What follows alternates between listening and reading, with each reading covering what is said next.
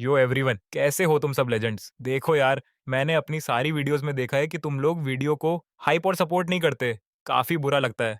ऐसा मत करा करो यार। अगर व्यूज कम आएंगे तो नई वीडियोस बनाने का मोटिवेशन ही नहीं आता। इसीलिए थोड़ा हाइप और सपोर्ट कर दिया करो। बचपन से ही मैं कतई हैंडसम और डैशिंग दिखता हूँ, एकदम हीरो टाइप। मेरी बड़ी बहन सुयू को हमेशा डर रहता था कि बाहर की बिगड़ी हुई लड़कियां मुझे ताड़ न ले। इसलिए विदेश जाने से पहले उसने मेरा बोरिया बिस्तर बांधा और मुझे अपनी बिजनेस राइवल अमो शुइंग के हवाले कर दिया, ताकि वो कुछ दिन मेरा ख्याल रख सके। मेरी बहन ने उससे कहा, मुझे बिजनेस के सिलसिले में विदेश जाना है, तो क्या तुम मेरे भाई को संभाल लोगी? पक्का ना? तुम बस मेरे भाई का अच्छे से ख्याल रखो। मैं तुम्हें पैसों की कोई कमी नहीं होने दूंगी। मो शुइंग बोली, पैसों की कोई जरूरत नहीं है। बस इस ये चेन को मेरे पास छोड़ दो, सब ठीक हो जाएगा। ये लड़की इतनी जल्दी मान गई और ऊपर से एक चवन्नी भी नहीं ली। सच में दाल में कुछ काला लग रहा था। मेरी बहन सुयू को भी लगा कि कुछ गड़बड़ है, लेकिन उसके पास कोई और रास्ता नहीं था। उसे फौरन फ्लाइट पकड़नी थी और डर था कि कोई आवारा लड़की मुझे फंसा न ले। इसलिए बहुत सोचने के बाद उसे मुझे मो शुइंग के पास छोड़ना ही सबसे सेफ लगा। मो शुइंग की पर्सनल लाइफ एकदम साफ सुथरी थी और उसके आसपास कभी कोई लड़का नहीं देखा गया था। इसलिए मेरी बहन को लगा कि वो मेरे बारे में तो कभी गलत नहीं सोचेगी। मेरी बहन ने उसे पहले ही वार्निंग दे दी। मैं पहले ही बता रही हूँ, मेरा छोटा भाई बहुत सीधा साधा है। उसे बिल्कुल मत डराना। हमारे परिवारों की दुश्मनी का असर इस बच्चे पर नहीं पड़ना चाहिए। फिर बहन मुझसे बोली, चल ज्यादा बकवास मत कर, अब तू मान गया है तो इतना काफी है। ये चैन अगले 2 महीनों तक तुझे इसी के साथ रहना है। इतना बोलकर मेरी बहन ने बॉडीगार्ड्स को मेरा सारा सामान अंदर रखने का इशारा कर दिया। मैं एक कोने में खड़ा होकर मन ही मन सुलग रहा था। मेरी बहन भी ना यार, क्या अजीब है, मुझे जबरदस्ती एक अनजान औरत के पल्ले बांध दिया। उधर मो शुइंग साइड में खड़ी होकर धीरे से मुस्कुरा रही थी। उसने सपने में भी नहीं सोचा था कि जिस लड़के के लिए वो दिन रात तड़पती थी, वो खुद चलकर बिल्ली के मुंह में मलाई की तरह आ गिरेगा। मेरी बहन सुयू ने देखा कि बॉडीगार्ड्स ने सारा सामान रख दिया है। फिर उसने मो शुइंग की तरफ देखा और बोली, मैंने तुम्हारे अकाउंट में 10 मिलियन ट्रांसफर कर दिए हैं, चेक कर लेना। और सुनो, अभी इसकी कॉलेज की छुट्टियां हैं, इस लड़के पर जरा पैनी नजर रखना। बाहर के लोग इसे भटकाने की कोशिश करते हैं, लेकिन जो भी गलत इरादे से आए उसे दूर ही रखना। मुझे तुम पर भरोसा है। तुम उन लालची लोगों जैसी नहीं हो जो हुस्न देखकर फिसल जाते हैं। तुम मेरे भाई को बिल्कुल परेशान नहीं करोगी। मो शुइंग ने मन ही मन सोचा। क्या बकवास है। भला कौन सी औरत अपने क्रश को सामने देखकर पिघलेगी नहीं? किस्मत ने खुद उसे मेरे दरवाजे पर ला खड़ा किया है, तो मैं उसे इतनी आसानी से कैसे जाने दूं? फिर सु यू ने अपनी घड़ी देखी और हड़बड़ाते हुए बोली, मेरी 12 बजे की फ्लाइट है, मैं लेट हो रही हूँ, इसका ख्याल रखना। छोटे, मैं जा रही हूँ, फालतू आवारागर्दी मत करना। अपनी सारी नसीहतें झाड़ने के बाद मेरी बहन लपक कर कार में बैठ गई। मैं उसकी जाती हुई कार को देखता रहा और एक ठंडी आह भरकर वहीं खड़ा रह गया। जब मैं ख्यालों में खोया हुआ था, तभी एक मस्त नशीली खुशबू मेरे नथुनों से टकराई। मैंने अपनी नजरें नीचे की तो मेरी आंखें उसकी कातिलाना नजरों से टकरा गईं। मैं तो पल भर के लिए हिलना ही भूल गया। मैंने सहम कर पूछा, क्या इरादा है आपका? मैं मन ही मन सोच रहा था कि अगर इस डायन ने मुझ पर रौब झाड़ने की कोशिश की, तो मैं दुम दबाकर सीधे 9-2 क्या हो जाऊंगा। मोशुएंग की नजरें मेरे चेहरे पर टिक गईं और उसने अपनी नशीली आवाज में कहा, काफी देर हो गई है, चलो पहले अंदर चलो। आह, ओहो, ठीक है। मैंने थोड़ा साइड होकर उसे पहले जाने का रास्ता दिया। मुझे यूं हिचकिचाते हुए देखकर मोशुएंग की आवाज थोड़ी कड़क हो गई। क्या हुआ? क्या मेरा हुस्न देखकर तुम्हारे पैर जम गए हैं? जो चल नहीं पा रहे? मैंने थोड़े एटीट्यूड में कड़क आवाज में कहा, पहले आप चलिए। मो शुइंग को मेरे दिमाग में चल रही इस खुराफात का अंदाजा नहीं था। उसके मन में बस यही चल रहा था कि किसी भी कीमत पर इस ये चेन को भागने नहीं देना है। इसलिए वो बोली, ज्यादा नखरे मत करो, चुपचाप अंदर आओ। उसका ये हुक्म चलाना मुझे फूटी आंख नहीं सुहाया। मेरी नजरें तुरंत उसके पीछे वाली सड़क पर गईं और मैं वहां से रफ्फू चक्कर होने का जुगाड़ बिठाने लगा। मो शुइंग ने भांप लिया कि मैं भागने की फिराक में हूं। उसकी आंखें एकदम ठंडी हो गईं और वो बोली, तुम्हारी बहन ने तुम्हें मेरे भरोसे छोड़ा है, तुम्हारी सेफ्टी मेरी जिम्मेदारी है। अगर यहां से जाना है तो अपनी बहन के खुद आने का इंतजार करो। मैंने गुस्से में एक ठंडी सांस ली, मुंह फेरा और सीधा विला के अंदर चल दिया। आखिर अकेली उंगली से तो ताली बजती नहीं, मुझे हार माननी ही पड़ी। वैसे अगर मैं सच में भागने पर अड़ जाता तो मो शुइंग का भी पोपट हो जाता और उसे समझ नहीं आता कि क्या करे।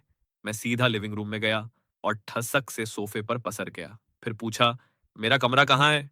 वहां खड़ी नौकरानी बोली, यंग मास्टर, दूसरी मंजिल पर जाइए, पहला कमरा आपका ही है। मैंने नखरे दिखाते हुए कहा, मुझे वो कमरा नहीं चाहिए, मुझे वो कमरा चाहिए जिसका मुंह सीधे गैलरी की तरफ खुलता हो।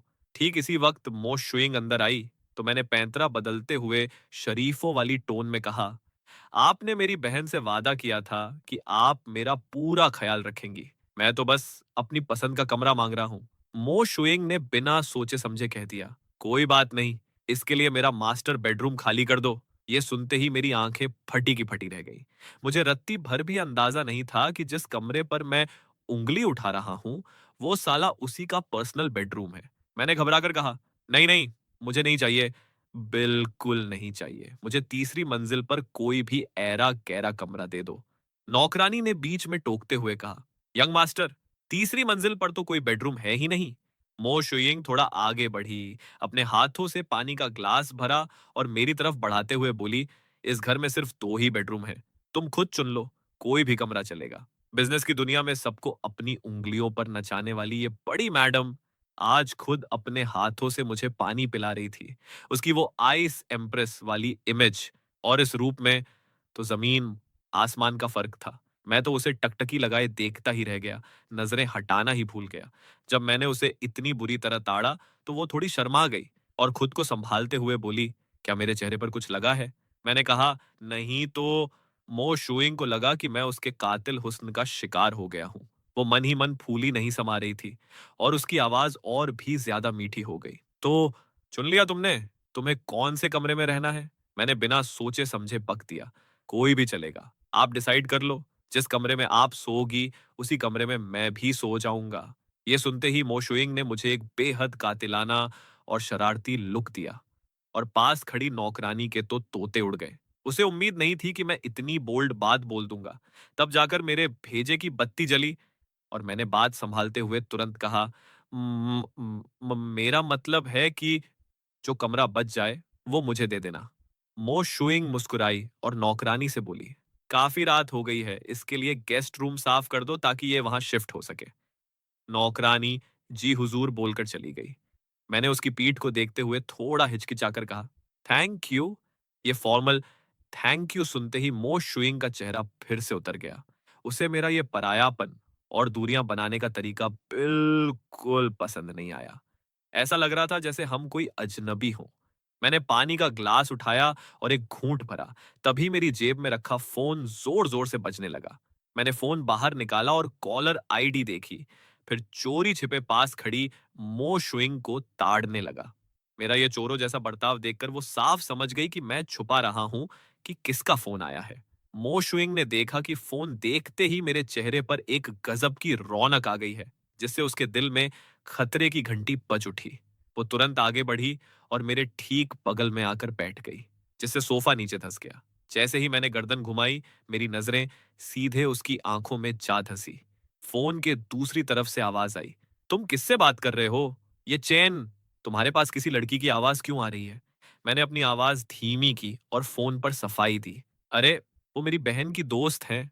मैंने मो शुइंग के घूरने को नजरअंदाज किया और सोफे से उठकर खड़ा हो गया ताकि उससे थोड़ी दूरी बनी रहे। मो शुइंग मुझे ऐसे देख रही थी जैसे कोई रूठी हुई महबूबा उलाहना दे रही हो। मैं फोन पर लगातार सफाई देता रहा, मैं सच में घर पर ही हूँ, ये मेरी दीदी की सहेली है, कोई और नहीं है। यार, मो शुइंग की आवाज मेरी बहन जैसी बिल्कुल नहीं थी, इसलिए फोन पर मौजूद छो यी को तुरंत शक हो गया।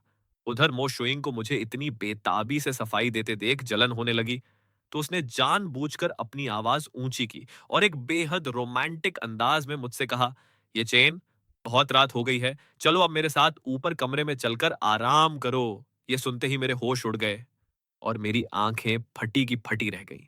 फोन पर छो ये चिल्लाई, इसने अभी क्या कहा?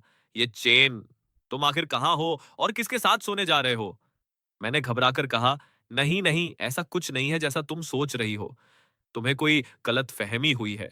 लेकिन उसने तपाक से फोन काट दिया। कट। मैंने गुस्से में अपनी भौहें सिकोड़ी और मो शुइंग को देखते हुए बोला, ये क्या बकवास कर रही थी आप? अब लो, हो गया ना पोपट। उसने सब गलत समझ लिया। वो मासूम बनकर बोली, क्या गलत समझ लिया? यही कि हमारे बीच कुछ चल रहा है, यही कि हमारा रिश्ता नॉर्मल नहीं है। और क्या? गुस्से में कई बातें जुबान तक आईं, लेकिन डर के मारे मैं उन्हें निगल गया। अपनी गर्दन सिकोड़कर सिर नीचे कर लिया। आखिरकार मेरी बहन ने पहले ही कहा था कि मो शुइंग से पंगा लेना मतलब अपनी कब्र खुद खोदना है। मैं कोई गलत बात बोलकर उसे भड़काना नहीं चाहता था, इसलिए मैंने तुरंत टॉपिक बदल दिया। मैंने पूछा, अभी आपने मुझे ये चेन कहा, जबकि कुछ देर पहले तो आप मुझे मेरे पूरे नाम से बुला रही थी। उसने आंखें मटकाकर कहा, तो क्या मैं तुम्हें इस नाम से नहीं बुला सकती?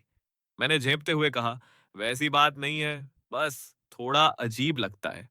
मेरी ये बात सुनते ही मैडम का मूड एकदम फ्रेश हो गया। वो चहकते हुए बोली, वैसे अभी जो फोन पर थी, क्या वो तुम्हारी गर्लफ्रेंड थी? मैंने शर्माकर अपना मुंह फेर लिया और कहा, नहीं तो। उसने फिर कुरेदा, क्या तुम उसे डेट कर रहे हो? मैंने कहा, नहीं। मो शूइंग फुसफुसाई, सच सच बताओ। मैं तुम्हारी बहन से नहीं कहूंगी। मैं भी तो देखूं कि कौन सी नासमझ लड़की मेरे मर्द पर डोरे डालने की जुर्रत कर रही है।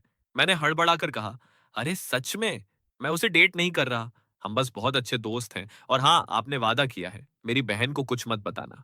मो शुइंग ने मन ही मन सोचा, भले ही अभी डेट नहीं कर रहे, पर खिचड़ी तो पक रही है।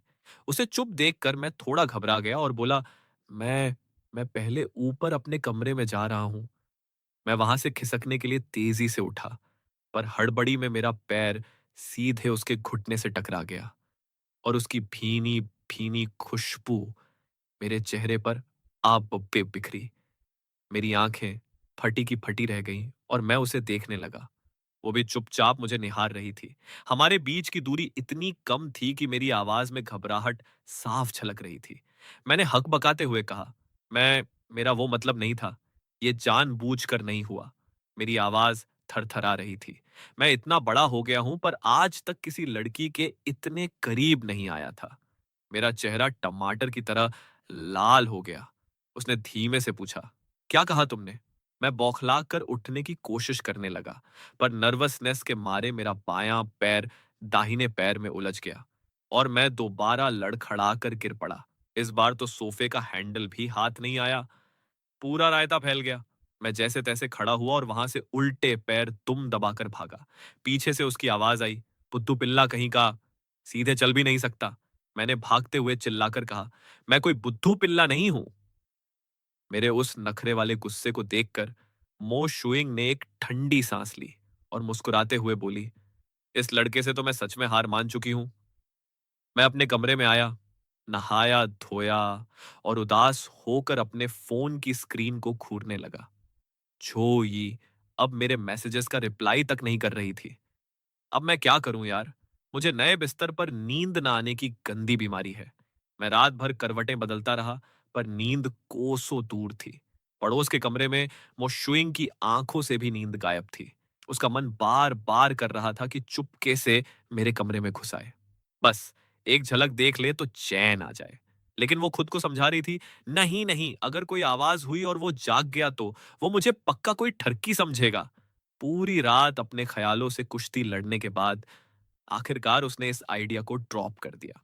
सुबह के 8:30 बजे मोशुइंग डाइनिंग टेबल पर बैठी नाश्ते को देख रही थी, पर उसकी नजरें बार बार दूसरी मंजिल की तरफ उठ रही थी। वहां खड़ी लियू माँ सब समझ गई और बोली, मैडम, मैं ऊपर जाकर यंग मास्टर को नाश्ते के लिए बुला लाती हूँ। मोशुइंग ने बिना कुछ बोले चुपचाप अपनी रजामंदी दे दी। 10 मिनट बाद आंखों के नीचे काले घेरे लिए और चिड़िया के घोंसले जैसे बाल बिखेरे मैं भूत की तरह नीचे उतरा। भला कौन सा कॉलेज स्टूडेंट सुबह 8 बजे उठकर नाश्ता करता है? यार, जुल्म है ये। मोशुइंग ने पूछा, रात को नींद नहीं आई क्या? मैंने चिढ़कर कहा, यह सब आपकी वजह से हुआ है। छोई अब मुझे पूरी तरह इग्नोर कर रही है। जैसे ही ये शब्द मेरे मुंह से निकले, मो शुइंग का चेहरा एकदम से सख्त हो गया। कल रात ही उसने अपने जासूसों को उस छोई की कुंडली निकालने का काम सौंप दिया था।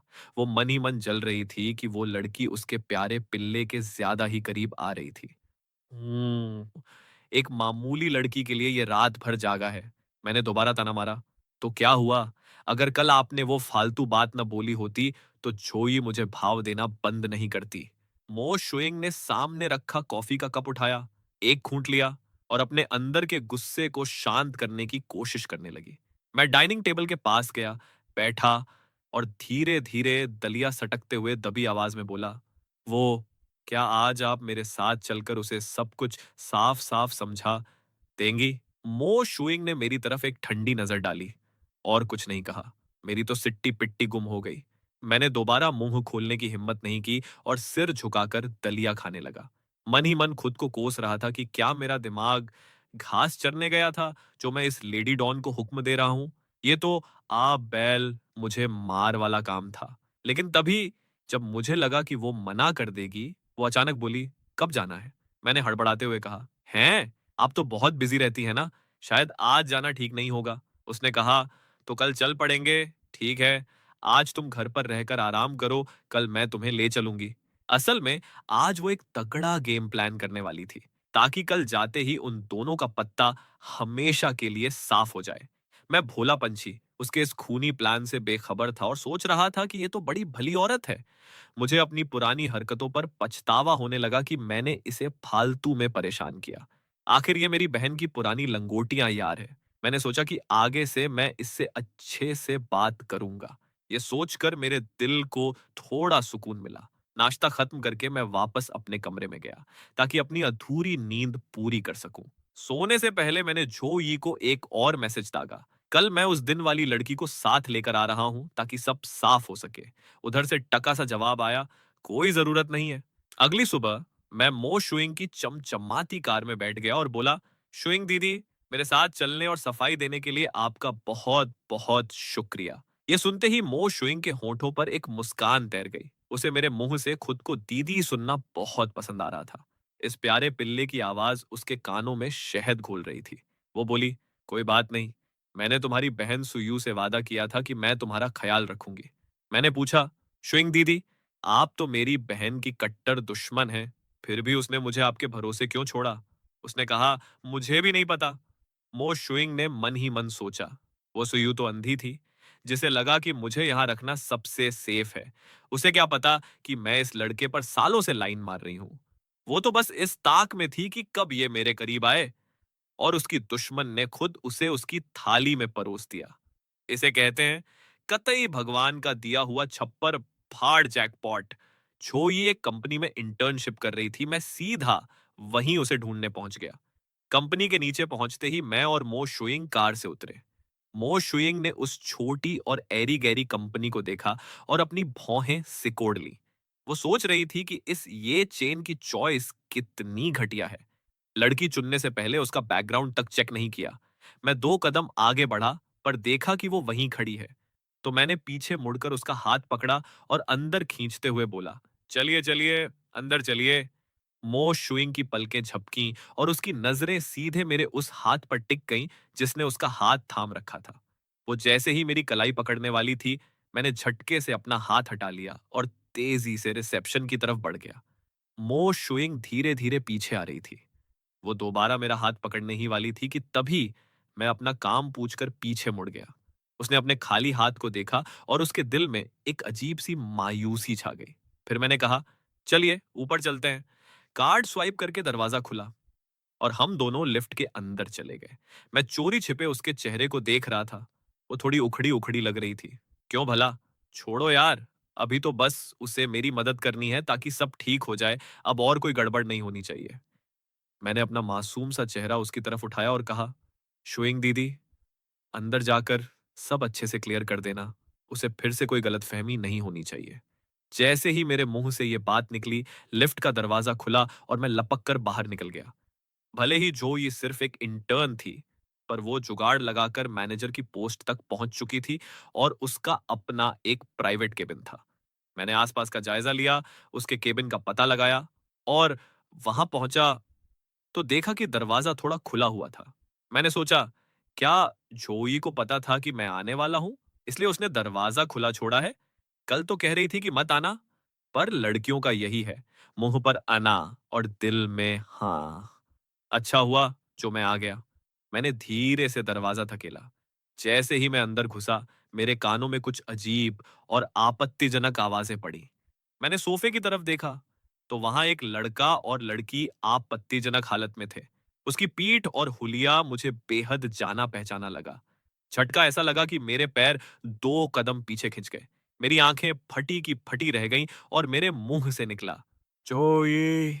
मेरी आवाज सुनते ही जोई के होश ठिकाने आए। उसने घबराकर अपने बगल वाले लड़के को देखा और चिल्लाई, लू किंगयांग, तुम यहाँ क्या कर रहे हो? लू किंगयांग ने बड़े आराम से अपने कपड़े ठीक किए और एक कमीनी मुस्कान के साथ बोला, ये क्या बकवास कर रही हो? जोई उठकर बदहवास हालत में मेरी तरफ भागी और बोली, ये चैन, जैसा तुम देख रहे हो वैसा कुछ नहीं है। मेरी बात सुनो। मुझे लगा कि ये तुम हो। उसके जिस्म पर वो गंदे निशान देखकर मेरा सीना गुस्से से फट रहा था। मैंने चिल्लाकर कहा, तेरा दिमाग खराब है क्या? जोई जैसे ही मेरा हाथ पकड़ने वाली थी, मो शुइंग बीच में चट्टान की तरह आ खड़ी हुई और कड़क आवाज में बोली, तुम्हें इसे छूने का कोई हक नहीं है। जोई रो पड़ी और बोली, ये चेन, मेरी बात तो सुनो। सच में मुझे लगा कि तुम हो। मुझे नहीं पता कि ये कब यहाँ आ गया। अबे ओए, वो साला कहाँ से मेरे जैसा दिखता है? मैं यहाँ इस वीआईपी को लेकर आया था ताकि तुझे सफाई दे सकूं, पर तू तो कतई अंधी निकली। सॉरी ये चेन, मुझसे गलती हो गई। मेरा वो इरादा नहीं था, मैं उससे प्यार नहीं करती। मेरे दिल में सिर्फ तुम हो। छोई पागलों की तरह माफी मांग रही थी। मेरी आंखों में उसके लिए सिर्फ नफरत थी। मैंने कहा, इस यंग मास्टर को तुम जैसी सेकंड हैंड चीजें नहीं चाहिए। मुझे तुमसे घिन आती है। मैं तो यहां उस दिन की गलत फहमी दूर करने आया था, पर अब इसकी कोई जरूरत नहीं है। आज के बाद अपना ये मनहूस चेहरा मुझे मत दिखाना। जो ये मेरे पीछे भागी, प्लीज मत जाओ, ये सच में एक गलत फहमी है। तभी पीछे से लू किंगयांग ने उसका हाथ पकड़ लिया और बोला, ये, मुझे छोड़कर मत जाओ। जैसे ही मैं लिफ्ट के अंदर आया, मैंने अपना सिर झुका लिया। मुझसे अपना रोना संभाला नहीं जा रहा था। वो लड़की साला रोज मुझसे मीठी मीठी बातें करती थी। सब का सब फरेब था। मो शुइंग बगल से बोली, अब उदास मत हो। तुम दोनों वैसे भी रिलेशनशिप में नहीं थे, तो वो जो चाहे करे। तुम्हें फर्क नहीं पड़ना चाहिए। उसके लिए दिल छोटा मत करो। उसकी ये बातें मेरे जख्मों पर नमक की तरह लगी। मैंने अपनी रोनी शक्ल उठाई और गुस्से में उसे घूरते हुए कहा, आप तो यहां मेरा पोपट होते देखने आई थी ना? अब मिल गई कलेजे को ठंडक। मेरी बहन सही कहती थी, आपको हमारे परिवार से कोई पुरानी दुश्मनी निकालनी है। उसने सफाई दी, मेरा वो मतलब नहीं था। मैं तुम्हारा मजाक नहीं उड़ा रही। मैंने चिल्लाकर कहा, मुझे आपकी कोई बकवास नहीं सुननी। ठीक उसी वक्त लिफ्ट का दरवाजा खुला और मैं उसे वहीं छोड़कर आगे भाग गया। कंपनी से बाहर निकलकर मैं बिना सोचे समझे सीधे उसकी कार में जाकर बैठ गया। जब मुझे होश आया कि ये उसी की कार है और मैं उतरने लगा, तभी खटाक से कार लॉक हो गई। वो हुस्न की मल्लिका मेरे बिल्कुल करीब आ गई। मैंने डर के मारे थूक गटका और पूछा, दीदी, क्या इरादा है आपका? मो शुइंग ने प्यार से मेरी उंगली से माथा छुआ और बड़े लाड से बोली, अब दुखी मत हो। अच्छा हुआ कि रिलेशनशिप में आने से पहले ही तुम्हें उस चुड़ैल की औकात पता चल गई। ये तो अच्छी बात है। मेरे दिल में बहुत दर्द हो रहा था। मुझे समझ नहीं आ रहा था कि जोई ने ऐसा क्यों किया। हम तो बस मिंगल होने ही वाले थे, फिर ये सब क्या हो गया? लेकिन मेरा ईगो मुझे रोने की इजाजत नहीं दे रहा था। मैंने अपना मुंह फेरा और अकड़कर बोला, वैसे भी वो मेरे टाइप की नहीं थी। भाड़ में जाए, मुझे रत्ती भर भी फर्क नहीं पड़ता। मो शुइंग को मेरी बात पर रत्ती भर भरोसा नहीं हुआ। वो मुस्कुराई, अच्छा, सच में? मैंने मुंह फुलाकर वार्निंग दी। खबरदार, जो मेरी बहन को इस बारे में एक शब्द भी बोला, समझे? वो तुरंत मान गई। फिक्र मत करो, मैं कुछ नहीं बोलूंगी। फिर मैंने ड्राइवर से कहा कि मुझे घर छोड़ दे और वो अपने काम पर चली जाए। उसने कहा, ठीक है। मोशोइंग कार से उतरी और जब तक मेरी कार ओझल नहीं हो गई, वहीं खड़ी रही। फिर वो अपनी बेंटले कार की तरफ बढ़ी, जो थोड़ी दूर खड़ी थी। वहां बेंटले के पास उसका असिस्टेंट उस लू किंगयांग को 1 मिलियन का चेक, लू किंगयांग ने चेक लिया और दुम दबाकर रफू चक्कर हो गया। मो शुइंग ने उसे नफरत से देखा और अपने आदमी से कहा, इसे तुरंत देश से बाहर भेजो। ये कमीना दोबारा इस शहर में नहीं दिखना चाहिए। मैं तो घिन से भर चुका था। घर पहुंचते ही मैंने खुद को कमरे में बंद कर लिया और सोफे पर बैठकर खिड़की से बाहर सूनी नजरों से देखने लगा। जब मो शुइंग काम से लौटी और नौकरानी ने बताया कि मैंने दोपहर का खाना भी नहीं खाया और कमरे में कुंडी लगाकर बैठा हूं, तो उसे इस बुद्धू पिल्ले पर बड़ा गुस्सा आया। दिन में तो बड़ी बड़ी हाँक रहा था कि फर्क नहीं पड़ता, और अब यहाँ छुपकर देवदास बना बैठा है। उसकी हाई हील्स की खटखट आवाज सीढ़ियों से ऊपर आई और दरवाजे पर दस्तक हुई। ये चेन, दरवाजा खोलो। उसकी आवाज कमरे के अंदर गूंजी। जब मैंने कोई जवाब नहीं दिया तो वो कड़क कर बोली, अगर दरवाजा नहीं खोला तो मैं खुद अंदर आ जाऊंगी। और अगले ही पल वो दरवाजा खोलकर अंदर आ धमकी। मैंने सिर उठाकर उसे देखा। मेरी आंखों की चमक गायब थी और मैं एकदम बेबस और लाचार लग रहा था। मेरी ये हालत देखकर उसका आधा गुस्सा तो हवा हो गया। वो बोली, तुमने तो कहा था कि तुम्हें परवाह नहीं है, फिर खाना पीना छोड़कर यहाँ क्यों कैद हो? मैंने उस हुस्न की मल्लिका की तरफ देखा और रोनी आवाज में पूछा, क्या मैं हैंडसम नहीं हूं? फिर उसने मेरे जैसे हीरे को छोड़कर उस कचरे को क्यों चुना? खुद पर शक करते देख वो चिढ़ गई और बोली, वो शुरू से तुम्हारे लायक नहीं थी। चाहे लुक हो या खानदान, तुम्हें उससे 1000 गुना बेहतर मिल जाएगी। उसकी बातों में एक गहरा इशारा था जिसे समझने की हालत में मैं नहीं था। मेरा दिल तो साला गम के सागर में डूबा हुआ था। उसने कहा, चलो अब नौटंकी बंद करो और नीचे खाना खाने चलो। दिन भर से भूखे हो, पेट का बैंड बच जाएगा। मैंने मुंह फुलाया, मुझे नहीं खाना। अगर अब भी नखरे किए तो मैं अभी तुम्हारी बहन को फोन लगा दूंगी। इस धमकी ने मुझे देवदास मोड़ से बाहर खींच लिया। मैंने कहा, आप कितनी जालिम हैं। आखिरकार मुझे घुटने टेकने पड़े। मैंने चप्पल पहनी और नीचे खाना खाने चल दिया। डाइनिंग टेबल पर बैठकर मैं बिना मन के प्लेट में चावल के दानों से कुश्ती लड़ रहा था। मोशुइंग ने टोकते हुए कहा, इतने सारे पकवान बने हैं, क्या एक भी चीज तुम्हारे टेस्ट की नहीं है? मैंने बिना सिर उठाए बुदबुदाया, भूख मर गई है। मुझे खुद समझ नहीं आ रहा था कि मुझे खाना पसंद नहीं आ रहा था या उसका मुझ पर रौब झाड़ना। मोशुइंग आगे कुछ नहीं बोली, पर उसके आसपास की हवा एकदम ठंडी हो गई थी। खाना खाकर मैं कमरे में आया, पर केबिन का वो गंदा सीन मेरे दिमाग से निकल ही नहीं रहा था। जितना सोचता उतना ही खून खौल रहा था। पता नहीं क्या भूत सवार हुआ। मैं कमरे से बाहर निकला, काफी देर हिचकिचाया और आखिरकार उसके कमरे का दरवाजा खटखटा दिया। उसका कमरा मेरे ठीक बगल में ही था। जब अंदर से कोई हलचल नहीं हुई तो मैं उल्टे पैर लौटने लगा, पर तभी अचानक दरवाजा खुल गया। सामने का नजारा देखकर मेरी आंखें फटी की फटी रह गईं। वो अभी अभी नहाकर निकली थी। गीले बाल पीठ पर बिखरे थे और वो कतई कयामत ढा रही थी। कोई ऐसे कपड़ों में दरवाजा खोलता है क्या यार? मेरी नजरें बहक कर उसके गोरे बदन पर चली गईं। फिर मैंने खुद को झकझोरा कि अबे, ये क्या देख रहा है तू? उसने चौंकते हुए पहले पूछा, कुछ काम था क्या? अरे नहीं, कुछ नहीं, कहकर मैं भागने ही वाला था कि उसने पीछे से टोक दिया, ये चेन, कहाँ भागे जा रहे हो? उसकी वो नशीली आवाज गूंजी। मैं वहीं ठहर गया और झेंपते हुए बोला, मैं जरा बाहर जाकर 2 घूंट लगाना चाहता हूँ। जैसे ही मेरे मुंह से ये निकला, वो बोली, बिल्कुल नहीं, बहुत रात हो गई है। अब तीर कमान से निकल चुका था तो मैं भी अड़ गया। मैं तो जाऊंगा, मेरा दिल बहुत रो रहा है। वो बोली, दारू घर पर भी है, पीना है तो यहीं पियो। इतना कहकर उसने अपना कमरा बंद किया और मेरा हाथ पकड़ लिया। मैं तो बुत बनकर उसके हाथ को देखता रह गया। मैं उसके पीछे पीछे बेसमेंट के वाइन सेलर में चला गया, पर उसने मेरा हाथ अब भी नहीं छोड़ा था। उसने चमचमाते ब्लैक एंड गोल्ड कैबिनेट से एक महंगी रेड वाइन निकाली और उसे कांच के जग में पलट दिया। उसकी खुशबू इतनी कमाल की थी कि मेरे मुंह में पानी आ गया। सच कहूं तो मैंने आज तक वाइन छुई भी नहीं थी। बस कभी कभार कॉकटेल के चस्के लिए थे, क्योंकि मेरी बहन मुझे हमेशा रोक देती थी। वो कहती थी कि मर्द दारू पीकर बेकाबू और हिंसक हो जाते हैं। यही सोचकर मेरे मुंह से निकला, क्या इसे पीकर इंसान गुस्सा करने लगता है? मोशुइंग हंस पड़ी। ये बकवास किसने सिखाई? मैंने कहा, मेरी बहन ने। वो बोली, तमीज से पी जाए तो रेड वाइन सेहत के लिए अच्छी होती है। तो क्या मैं थोड़ी सी पी सकता हूँ? ज्यादा नहीं। मेरी आंखें चमक उठी और मैं जग को सूंघते हुए बोला, शुरू करें क्या? उसने कहा, जरा रुको, वाइन को थोड़ा सेट होने दो, वरना कड़वी लगेगी। सुनते ही मेरा मुंह उतर गया। 2 सेकंड भी नहीं बीते कि मैं फिर मचल उठा। अब तो पी सकते हैं ना?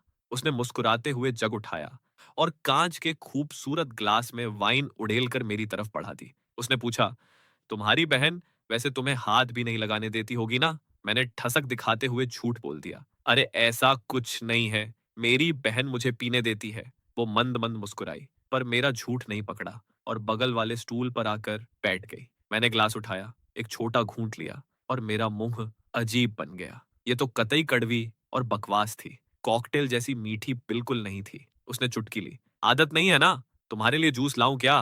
मुझे गुस्सा आ गया। मैंने उसे घूरा और टशन में पूरा ग्लास एक ही बार में गटक गया। साला, गला ही जल गया। नाम बड़े और दर्शन छोटे। उसने अपने गुलाबी होंठों से ग्लास लगाया और धीरे से चुस्की ली। जब उसने देखा कि मैं दूसरा ग्लास भर रहा हूं तो बोली, जरा धीरे, चढ़ जाएगी। मैंने हवा में कहा, इस यंग मास्टर का जिगर बहुत बड़ा है, इतनी जल्दी नहीं चढ़ती। और मैंने दूसरा ग्लास भी मार लिया। पर जैसे ही वो अंदर गई, मेरा दिमाग घूमने लगा। सब धुंधला हो गया और मैं सीधे काउंटर पर ढेर हो गया। वो हंसते हुए सिर हिलाने लगी और वाइन का मजा लेते हुए बुदबुदाई, लगता है ये चेन मुझे पराया नहीं समझता। मैंने अपनी भारी आंखें उठाईं और उसके चेहरे को देखते हुए कहा, दीदी, आप बहुत अच्छी हैं। उसकी आंखों में एक अजीब सी चमक आ गई। वो मेरे करीब आई और पूछा, सच में? मैंने नशे में जोर जोर से सिर हिलाया। ओह गॉड! मेरा सिर तो और घूम रहा है। मेरी नजर उसके नशीले होंठों पर पड़ गई और फिर से केबिन का वो सीन याद आ गया। दिल में फिर दर्द उठा तो मैंने नशे के हौसले में खुद को उसके और करीब खींच लिया। उसने बड़े प्यार से पूछा, पहचानते हो मैं कौन हूं? मैंने सिर हिलाया और खुद से ही बकवास करने लगा। क्या मैं परफेक्ट नहीं हूं? उसने बड़े लाड से कहा, परफेक्ट हो बाबा, हमारा ये चेन सबसे बेस्ट है। मैंने अपना चेहरा ठंडे काउंटर पर टिका दिया और बुदबुदाया, मैं बेस्ट हूं।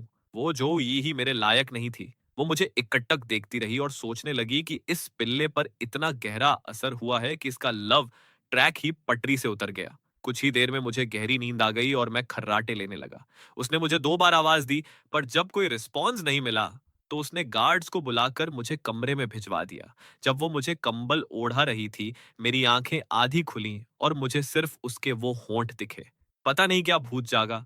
मैंने अपना सिर उठाया और सीधे उसके होंठों को चूम लिया। उसकी आंखें फटी की फटी रह गईं। वो शॉक्ड थी और मैं साला नशे में उसे देखकर बतीसी दिखा रहा था।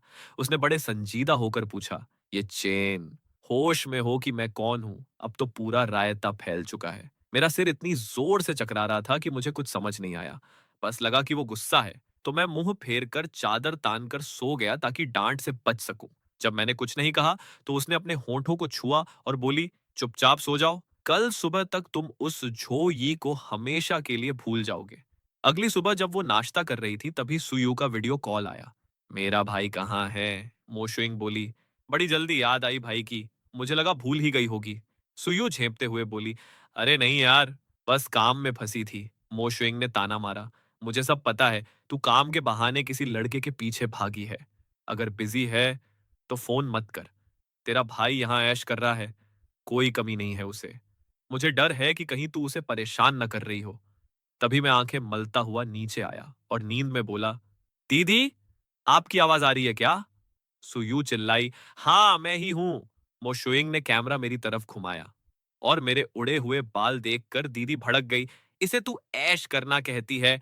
मोशुइंग हैरान रह गई कि वो इस फालतू बात पर लड़ रही है।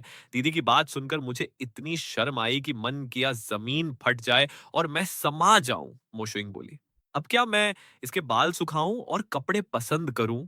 सुयू हंसते हुए ताना मारने लगी, सही बात है। तेरे जैसी सिंगल कुड्डी, जिसका ना कोई भाई है ना बॉयफ्रेंड, वो ये सब क्या जाने। मोशुइंग का मुंह बंद हो गया क्योंकि सू यू अपने मिंगल होने का शो ऑफ कर रही थी। वो सोच रही थी कि उड़ ले बेटा, उड़ ले। जब तेरे भाई को अपना बना लूंगी तब तेरी ये हंसी गायब हो जाएगी। सुयू बोली, इसके ग्रूमिंग के लिए किसी को लगा, घर पर ये हमेशा टिप टॉप रहता था। मैंने नींद में कहा, दीदी मैं खुद कर लूंगा। चुप कर, मैंने इसे पैसे दिए हैं। जैसे तू घर पर नवाबों की तरह रहता था वैसे ही वहां रहेगा, कोई समझौता नहीं।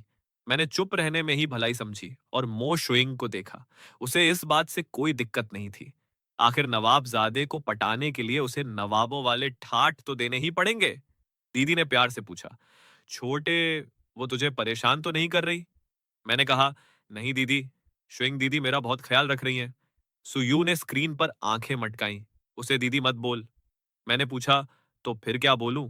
सीधे मो श्विंग बोला, अगर वो कुछ भी गड़बड़ करे तो मुझे बता, मैं उसकी क्लास लगा दूंगी। मैंने अपनी सन की बहन से बहस करना ठीक नहीं समझा और चुपचाप सिर हिला दिया। मो शुइंग ने कैमरा अपनी तरफ किया और बोली, चलो, फोन की बैटरी खत्म हो रही है, मैं काट रही हूँ। फोन कटने से पहले सुयू चिल्लाई, मेरे भाई को परेशान मत करना, मैं कभी भी टपक सकती हूँ। मो शुइंग ने फोन काटा और मुझे दलिया खाते हुए देखने लगी। वो बोली, आज बड़ी जल्दी उठ गए। मुझे लगा कल रात के नशे के बाद इस पिल्ले का सिर दुख रहा होगा, इसलिए मैंने किसी को जगाने नहीं भेजा। मेरा मुंह बन गया। अब उसके घर में रहकर कुंभकर्ण की तरह सोता क्या? मालिक खुद जगाने आए तो कितनी बेइज्जती होती। कमरे में सन्नाटा छा गया। तभी उसने पूछा, वैसे कल रात नशे में तुमने क्या गुल खिलाए? कुछ याद है? मैं चकरा गया। मैंने क्या किया? मुझे तो कुछ याद नहीं। उसने मुझे शक भरी नजरों से देखा और कहा, कुछ नहीं, बस 2 ग्लास में ही तुम ढेर हो गए थे। मैं खुद तुम्हें तुम्हारे कमरे में छोड़कर आई। उसने सोचा कि अभी बताना ठीक नहीं होगा। अभी तो कुछ ही दिन हुए हैं, कहीं ये पिल्ला डर कर भाग न जाए। मेरी आंखें बड़ी हो गईं। मुझे लगा मैं खुद रेंगते हुए आया था। हमारी नजरें मिली और मैंने कहा, आपको तकलीफ हुई, सॉरी। वो बोली, आगे से बाहर किसी और के साथ मत पीना, बहुत डेंजरस है। वो मन ही मन सोच रही थी कि जब मेरे सामने इसने मुझे चूम लिया तो बाहर कोई और लड़की इसे आसानी से फंसा लेगी, फिर तो मेरा पत्ता ही कट जाएगा। मेरी झेप मिट गई और मैंने बुदबुदाया, बिल्कुल मेरी बहन जैसी रट लगा रखी है, कतई पकाऊ। नाश्ता करके मैं ऊपर जाने लगा। सीढ़ियों पर लगा कोई पीछे है। मुड़कर देखा तो मो शुइंग मेरे ठीक पीछे खड़ी थी। मैंने पूछा, शुइंग दीदी, आप ऑफिस नहीं जा रही क्या? वो बोली, तुम्हारी बहन ने ग्रूमिंग की जिम्मेदारी दी है, तो अब से मैं तुम्हें संभालूंगी। मुझे झटका लगा। डराओ मत यार, मैं बहुत जल्दी डर जाता हूँ। जरूरत नहीं है दीदी, मैं खुद को संभाल लूंगा। तो तुम अपनी बहन की बात टालोगे? मैंने कहा, अरे सच में, मैं खुद कर लूंगा। मेरे साफ मना करने पर उसका मूड फिर से खराब हो गया। उसने मुझे एक ठंडी लुक दी और वहां से पैर पटकती हुई चली गई। साला! अब इसे किस बात का गुस्सा आ गया। जब मैं आईने के सामने बाल सेट कर रहा था, तभी मेरे लंगोटिया यार लीजी का फोन आया। मैंने स्पीकर ऑन करके फोन रख दिया। हाँ लीजी, बोल क्या सीन है? अरे यार, तेरी आवाज सुनकर लग रहा है कि तू उस गम से बाहर आ गया है। मैंने मुंह बनाया। कैसा गम यार? हमारा कोई सीन था ही नहीं। सच तो यह है कि अब मुझे उस झो यी के साथ अपने चक्कर की बात याद करके भी शर्म आ रही थी। कतई पोपट फील हो रहा था। लीजी बोला, यार वैसे झो यी ऐसी लड़की नहीं लगती थी। क्या सच में कोई गलत फहमी तो नहीं हुई? कैसी गलत फहमी? मैंने अपनी इन नंगी आंखों से देखा है सब। मेरी बहन सही कहती थी, लड़कियां होती ही धोखेबाज हैं। चल छोड़, वैसे तू वहां उस खड़ूस के साथ ठीक तो है ना? मैंने कहा, घंटा ठीक हूं, मैं यहां पक चुका हूं, तो चुपके से मेरे घर आजा कुछ दिन रहने। मैंने कहा, तूने बोल दिया ना, अब मैं पक्का आ रहा हूं। मैं अभी बाहर हूं, रात को 9 बजे की फ्लाइट से लौटूंगा, तब तुझे पिक करने आऊंगा। मैंने कहा, डन है। आज रात मुशुइंग की कोई बिजनेस पार्टी थी तो वो लेट आने वाली थी। मेरे लिए दुम दबाकर यार के घर भागने का ये कतई परफेक्ट मौका था। रात के 10 बजे एक महंगी गाड़ी मोहाउस के बाहर आकर रुकी। उसका मैसेज आते ही मैंने अपना बैग उठाया और दबे पांव बाहर निकल गया। पर किस्मत ही खराब थी। जैसे ही गेट से बाहर निकला, वहां दो औरतें आपस में फुसफुसा रही थीं। आहट सुनकर मो शुइंग ने मुड़कर मुझे देखा। उसकी नजरें कतई कातिलाना थीं। मैं तो वहीं भी भीगी बिल्ली बन गया। लीजी गाड़ी के अंदर से हाथ हिलाकर चिल्लाया, ये चेन! मैंने उसे एक नजर देखा और तुरंत नजरें हटा ली। फिर पास खड़ी लड़की से बोला, मेंगजियाओ दीदी। वांग मेंगजियाओ ने मो शुइंग को अचरज से देखा। क्या सुयू ने सच में अपने भाई को तुम्हारे हवाले किया है? मो शुइंग ने कोई जवाब नहीं दिया। उसका मूड कतई खराब था कि इस पिल्ले ने उसे दीदी क्यों नहीं बोला। उसने कड़क कर पूछा, इतनी रात को बोरिया बिस्तर लेकर कहां भागे जा रहे हो? मैं अंदर से कांप गया। ये तो मेरी बहन से भी ज्यादा डरावनी है। मैंने बहाना बनाया, मैं मैं जरा घूमने जा रहा हूं, और मदद के लिए लीजी की तरफ देखा। तुम कहीं नहीं जा रहे? मैंने पूछा, क्यों? वो बोली, बहुत रात हो गई है, दिन में जो करना है करो, रात को नौटंकी नहीं चलेगी।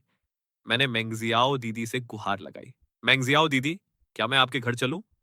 मेंगजियाओ दीदी ने मो शुइंग का खौफनाक चेहरा देखा और हिम्मत हार कर बोली, ये चेन, अच्छे बच्चे बनो, सुबह लीजी के साथ चले जाना, अभी अंदर जाओ। मैंने मायूस होकर लीजी को देखा, जो अपनी बहन पर गुस्सा हो रहा था कि साला, एक मो शुइंग से डर गई। मो शुइंग ने उन्हें तुरंत वहां से भगा दिया। तुम दोनों अब यहां से निकलो। हम दोनों एक दूसरे को तरसती नजरों से देखते रहे। तभी मो शुइंग मेरे पास आई और गर्जी, क्या ताक रहे हो, चलो अंदर घुसो। मैं पैर घसीटते हुए अंदर जाने लगा और बुदबुदाया, तुम्हारा घर समंदर किनारे है क्या, जो इतना टांग अड़ा रही हो। वो बोली, ये सब तुम्हारी बहन के ऑर्डर्स हैं। मैं पलटा और आंखें तरेर कर बोला, आप तो उसकी जानी दुश्मन है ना, फिर उसकी बातें इतनी गुलामी की तरह क्यों मान रही हैं, कहीं आपको उस पर क्रश तो नहीं है। वो भौचक्की रह गई। मुझे उस पर क्रश? मैंने मन ही मन सोचा कि इसका दिमाग सच में ढीला है। मैंने उसे पट्टी पढ़ाई। अरे, अपनी दुश्मनी निभाओ। मेरी बहन जिस काम के लिए मना करे, आपको मुझे वही करने के लिए उकसाना चाहिए, तभी तो असली राइवलरी दिखेगी। जैसे ही मैं हाथ हटाने लगा, उसने मेरा हाथ दबोच लिया। मैंने घबराकर पूछा, ये ये क्या कर रही हैं आप? वो आंखें दिखाकर बोली, ये चेन तुम मुझे सिखाओगे कि मुझे क्या करना है? मैंने अपनी गर्दन सीधी की और बात घुमाई। अरे नहीं, मैं तो बस मशवरा दे रहा था, मानना न मानना आपकी मर्जी। वो मुस्कुराई और सोचने लगी कि यह पिल्ला झूठ बोलना बिल्कुल नहीं जानता। इसके चेहरे से सब समझ आ जाता है। फिर वो नशीली आवाज में बोली, ये चेन, शरीफ बच्चे बनकर रहो, मैं तुम्हें बहुत प्यार से रखूंगी। उनकी वो आवाज सुनकर मेरे दिल की धड़कन रुक गई। मैंने पिघलते हुए कहा, शोइंग दीदी, अब से मैं आपकी हर बात मानूंगा। जैसा आप कहेंगी वैसा ही करूंगा। उसे मेरी बात पर भरोसा नहीं हुआ। वो थोड़ी देर बाद बोली, तो ठीक है, आज से रात 8 बजे के बाद बाहर जाना बंद। फिर थोड़ा सोचकर बोली, मौसम ठंडा हो रहा है, टाइम बदलकर 7 बजे कर लो। ये सुनते ही मेरी सिट्टी पिट्टी गुम हो गई। साला, इस औरत में इंसानियत नाम की चीज नहीं है। मैं अभी जाकर दीदी से तुम्हारी शिकायत करूंगा कि तुम मुझे टॉर्चर कर रही हो। मोशुइंग ने मेरी जाती हुई पीठ देखी और सुयू को मैसेज ठोक दिया। बाहर बहुत आवारा लड़कियां घूम रही हैं, इसलिए मैंने इसे नजर कैद कर दिया है। मैं ऑफिस के काम के चक्कर में हर वक्त इस पर नजर नहीं रख सकती। मैंने कमरे में जाकर तुरंत दीदी को फोन मिलाया, पर दांव उल्टा पड़ गया। दीदी ने उल्टा मुझे ही डांट दिया कि बाहर की लड़कियों से दूर रहो। मैं गुस्से के मारे रात भर सो नहीं पाया। अगली सुबह मैं कतई गुस्से में उठा और नाश्ते की टेबल पर जाकर बैठ गया और सामने फोन चला रही उस लेडी को घूरने लगा। उसे मेरे घूरने से कोई फर्क नहीं पड़ा। उसने आराम से कॉफी का कप उठाया। मैंने तपाक से उठकर उसके हाथ से कॉफी का कप छीना और फर्श पर पटक दिया। टेबल पर हाथ टिकाकर टशन में अपनी ठोड़ी ऊपर कर ली। कॉफी की कुछ बूंदें उसके हाथ पर गिर गईं। पास खड़ी लियू माँ की हालत खराब हो गई और वो बहाना बनाकर भागी। मैडम, मैं अभी दूसरी कॉफी लेकर आती हूँ। मोशोइंग की आंखों में देखकर मेरी सिट्टी पिट्टी गुम हो गई। लगा कि अब मेरी खैर नहीं, पर वो कुछ बोल नहीं रही थी। साला, ये मुझे डांट क्यों नहीं रही? अगर ये मुझे डांटेगी नहीं, तो मैं दीदी से शिकायत करके वापस घर कैसे भागूंगा? क्या इसे अभी कम गुस्सा आया है? तभी लियू माँ नई कॉफी लेकर आई। मैंने देखा कि मैडम को गुस्सा नहीं आया, तो मैंने खुद ही वो कप उठाया और एक बड़ा घूंट भर लिया। साला, ये इतनी कड़वी क्यों है? मोशुइंग ने फोन रखा और गाल पर हाथ रखकर मुझे देखने लगी। मैंने कप पटकते हुए कहा, लो, पी ली मैंने। उसने वही कप उठाया और अपने होंठ ठीक उसी जगह टिका दिए जहां से मैंने पिया था, और पूरी कॉफी एक सांस में कटक गई। मैं तो कतई भौचक्का रह गया। लियू माँ को तो लगा जैसे उन्होंने कोई भूत देख लिया हो, और मो शुइंग मजे से बोली, आज की कॉफी काफी मीठी है। मैंने मन ही मन कहा, मीठी की बच्ची, क्या इसके जीभ का ढक्कन ढीला है? पर लियू माँ सब समझ गई कि मैडम ने इसे घर में ऐसे ही पनाह नहीं दी है। ये तो उनके दिल का राजा है। वो उठी और बोली, मैं ऑफिस जा रही हूँ। घूमने जाना है तो रात 8 बजे से पहले आ जाना। मुझे लगा दाल में कुछ काला है। दीदी तो कहती थी कि इसे साफ सफाई का बड़ा भूत सवार रहता है। क्या दीदी की इंफॉर्मेशन ही फर्जी थी? जब वो जाने लगी, तो मैंने पीछे से आवाज दी, शुइंग दीदी। वो रुक गई और उसकी नजरें मेरे उस हाथ पर गईं जिससे मैंने उसका हाथ पकड़ रखा था। वो सोच रही थी कि आज इस पिल्ले ने खुद मेरा हाथ थामा है। मैंने मासूमियत से उसकी तरफ देखा और कहा, शुइंग दीदी, मुझे भी अपने साथ ऑफिस ले चलो ना। उसने पूछा। पक्का? मैंने कहा, हाँ पक्का, मैं आपके साथ चलने को तैयार हूँ। मैंने सोच लिया था कि मैं इसके गले की हड्डी बन जाऊंगा ताकि ये मुझसे तंग आकर मुझे खुद भगा दे। वो खुशी-खुशी मान गई। ठीक है, मैं मन ही मन खुश हो रहा था और ठसक से कार में बैठ गया। मैंने दीदी को कई मैसेजेस किए कि मोशुइंग को ऐसे चिपकू लड़के बिल्कुल पसंद नहीं है जो दूरी बनाकर नहीं रखते। मैंने फोन रखा और अपना हाथ सीधे उसके कंधे पर रख दिया। उसकी आंखों में प्यार उमड़ आया। वो बोली, बुद्धू पिल्ले, आज बड़े मूड में हो। और उसने अपना सिर मेरे कंधे पर टिका दिया। मैं तो जम गया। साला, ये क्या सीन है? इसे तो मेरा हाथ झटक देना चाहिए था। मैंने हिचकिचाते हुए पूछा, शूइंग दीदी, आप मुझे हटा नहीं रही? वो हंसकर बोली, क्यों हटाऊं? हमारा ये चेन कितना प्यारा बच्चा है। मेरा चेहरा अजीब हो गया। मैं कब से इसका हो गया यार। जैसे ही मैंने हाथ खींचना चाहा, उसने मुझे कमर से कसकर पकड़ लिया। मेरा तो दम ही निकल गया। मन ही मन खुद को कोस रहा था कि मैं इसके गले पड़ा ही क्यों। हम दोनों कार में यही कुश्ती लड़ते रहे जब तक ड्राइवर ने नहीं कहा, मैडम, ऑफिस आ गया है। तब जाकर उसने अपनी पकड़ ढीली की और बोली, ये चेन, तुम पहले उतरो। मुझे अपने दिमाग को शांत करने की जरूरत थी।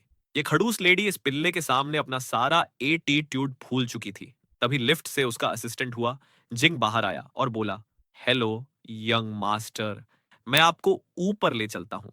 मैंने कार में बैठी मो शुइंग को देखा जो आंखें बंद किए आराम कर रही थी। वो क्यों नहीं उतर रही थी?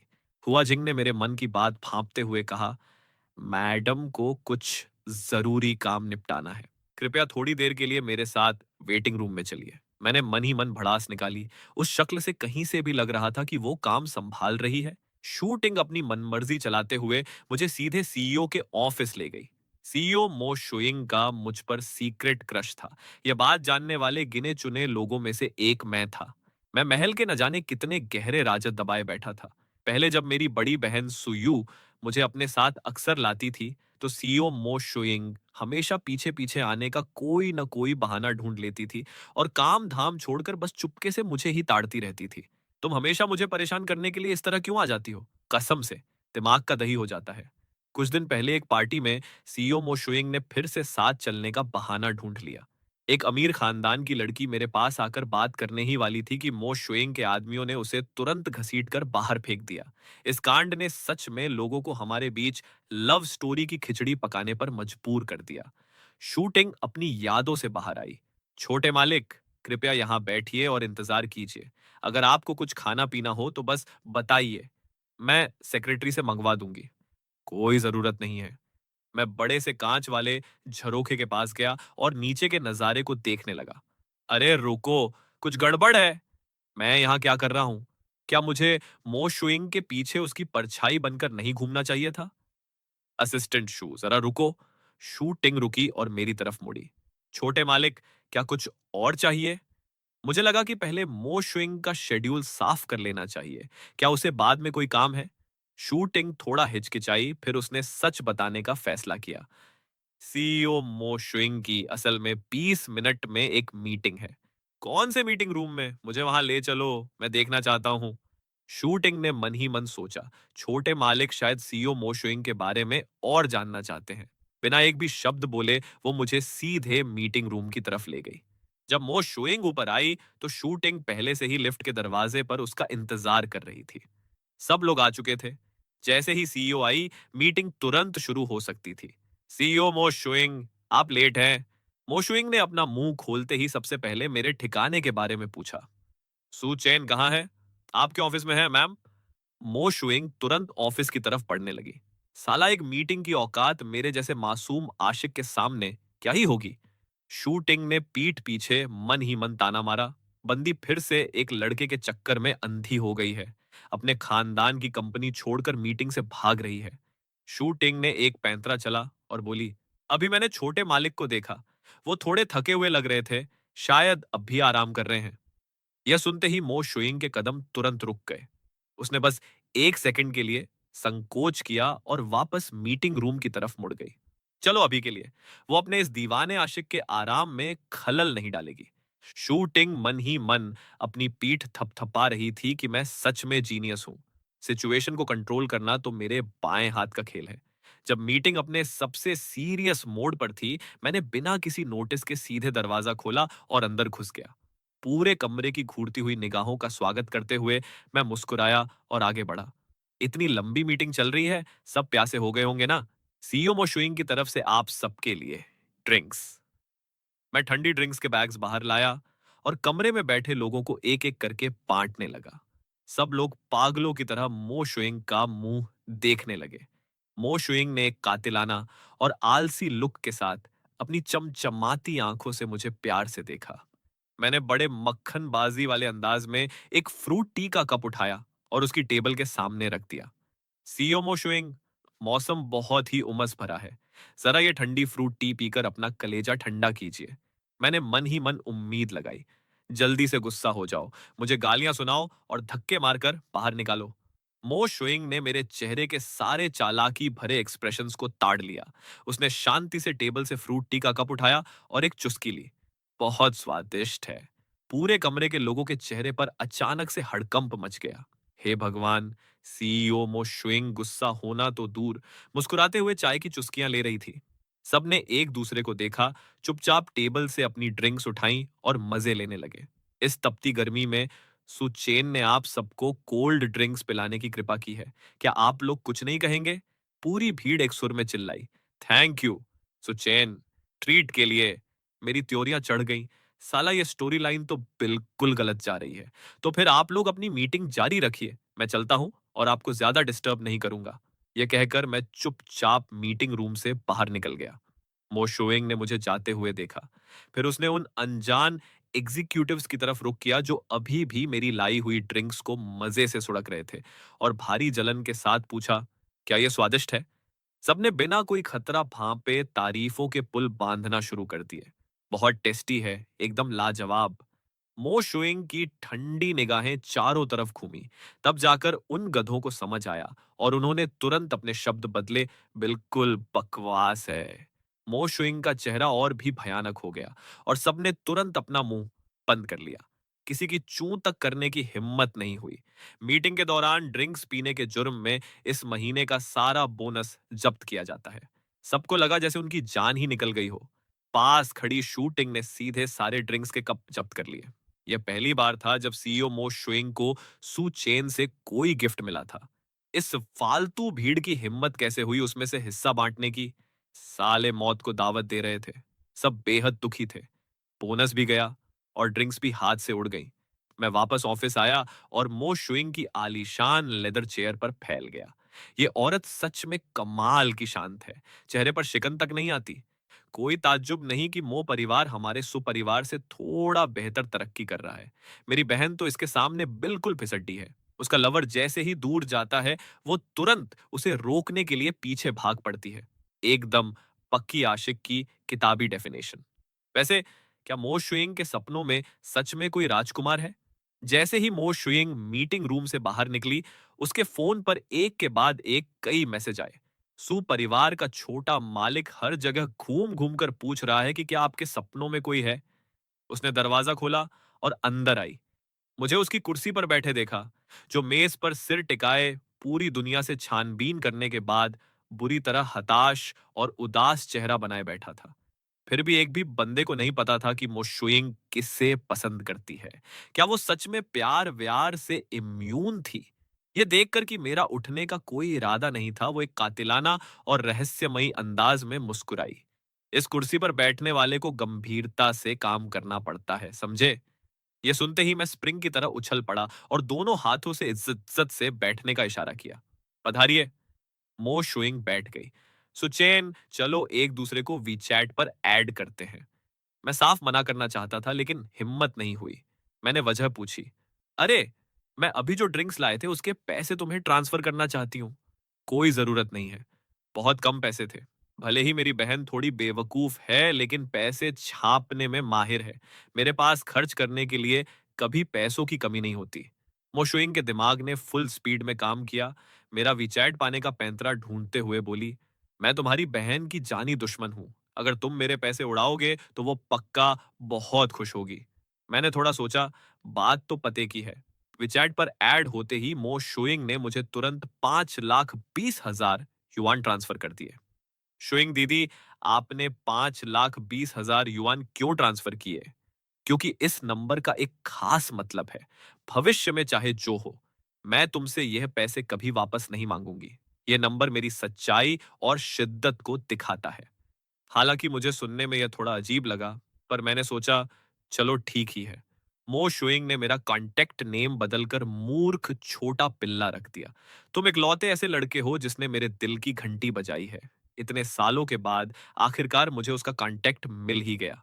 पैसे मिलने के बाद मैं अचानक नीचे झुका और उसके पास जाकर बोला, शुइंग दीदी। मो शुइंग ने अपना सिर घुमाया। तो क्या आपके दिल में कोई लड़का है या नहीं? मो शुइंग ने पलटकर पूछा। और तुम्हारा क्या सुचेन, क्या तुम्हारे सपनों में कोई है? मैं शिकायत करने लगा।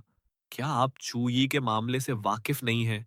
आप हमेशा मेरे जख्मों पर नमक छिड़कना क्यों पसंद करती हैं? मो शुइंग ने सीधे मेरी आंखों में देखा और गंभीरता से जवाब दिया, हाँ, है। मेरी आंखें फटी की फटी रह गईं। तो सच में आपके सपनों में कोई है? क्या आप मुझे बता सकती हैं कि वो खुशकिस्मत कौन है? वो तो नहीं हो पाएगा। शुइंग दीदी, थोड़ा सा हिंट तो दे दो ना प्लीज। सुचैन, तुम क्यों जानना चाहते हो? कहीं ऐसा तो नहीं कि तुम मुझे पसंद करने लगे हो? हाँ, बिल्कुल। मैं शुइंग दीदी को सबसे ज्यादा पसंद करता हूँ।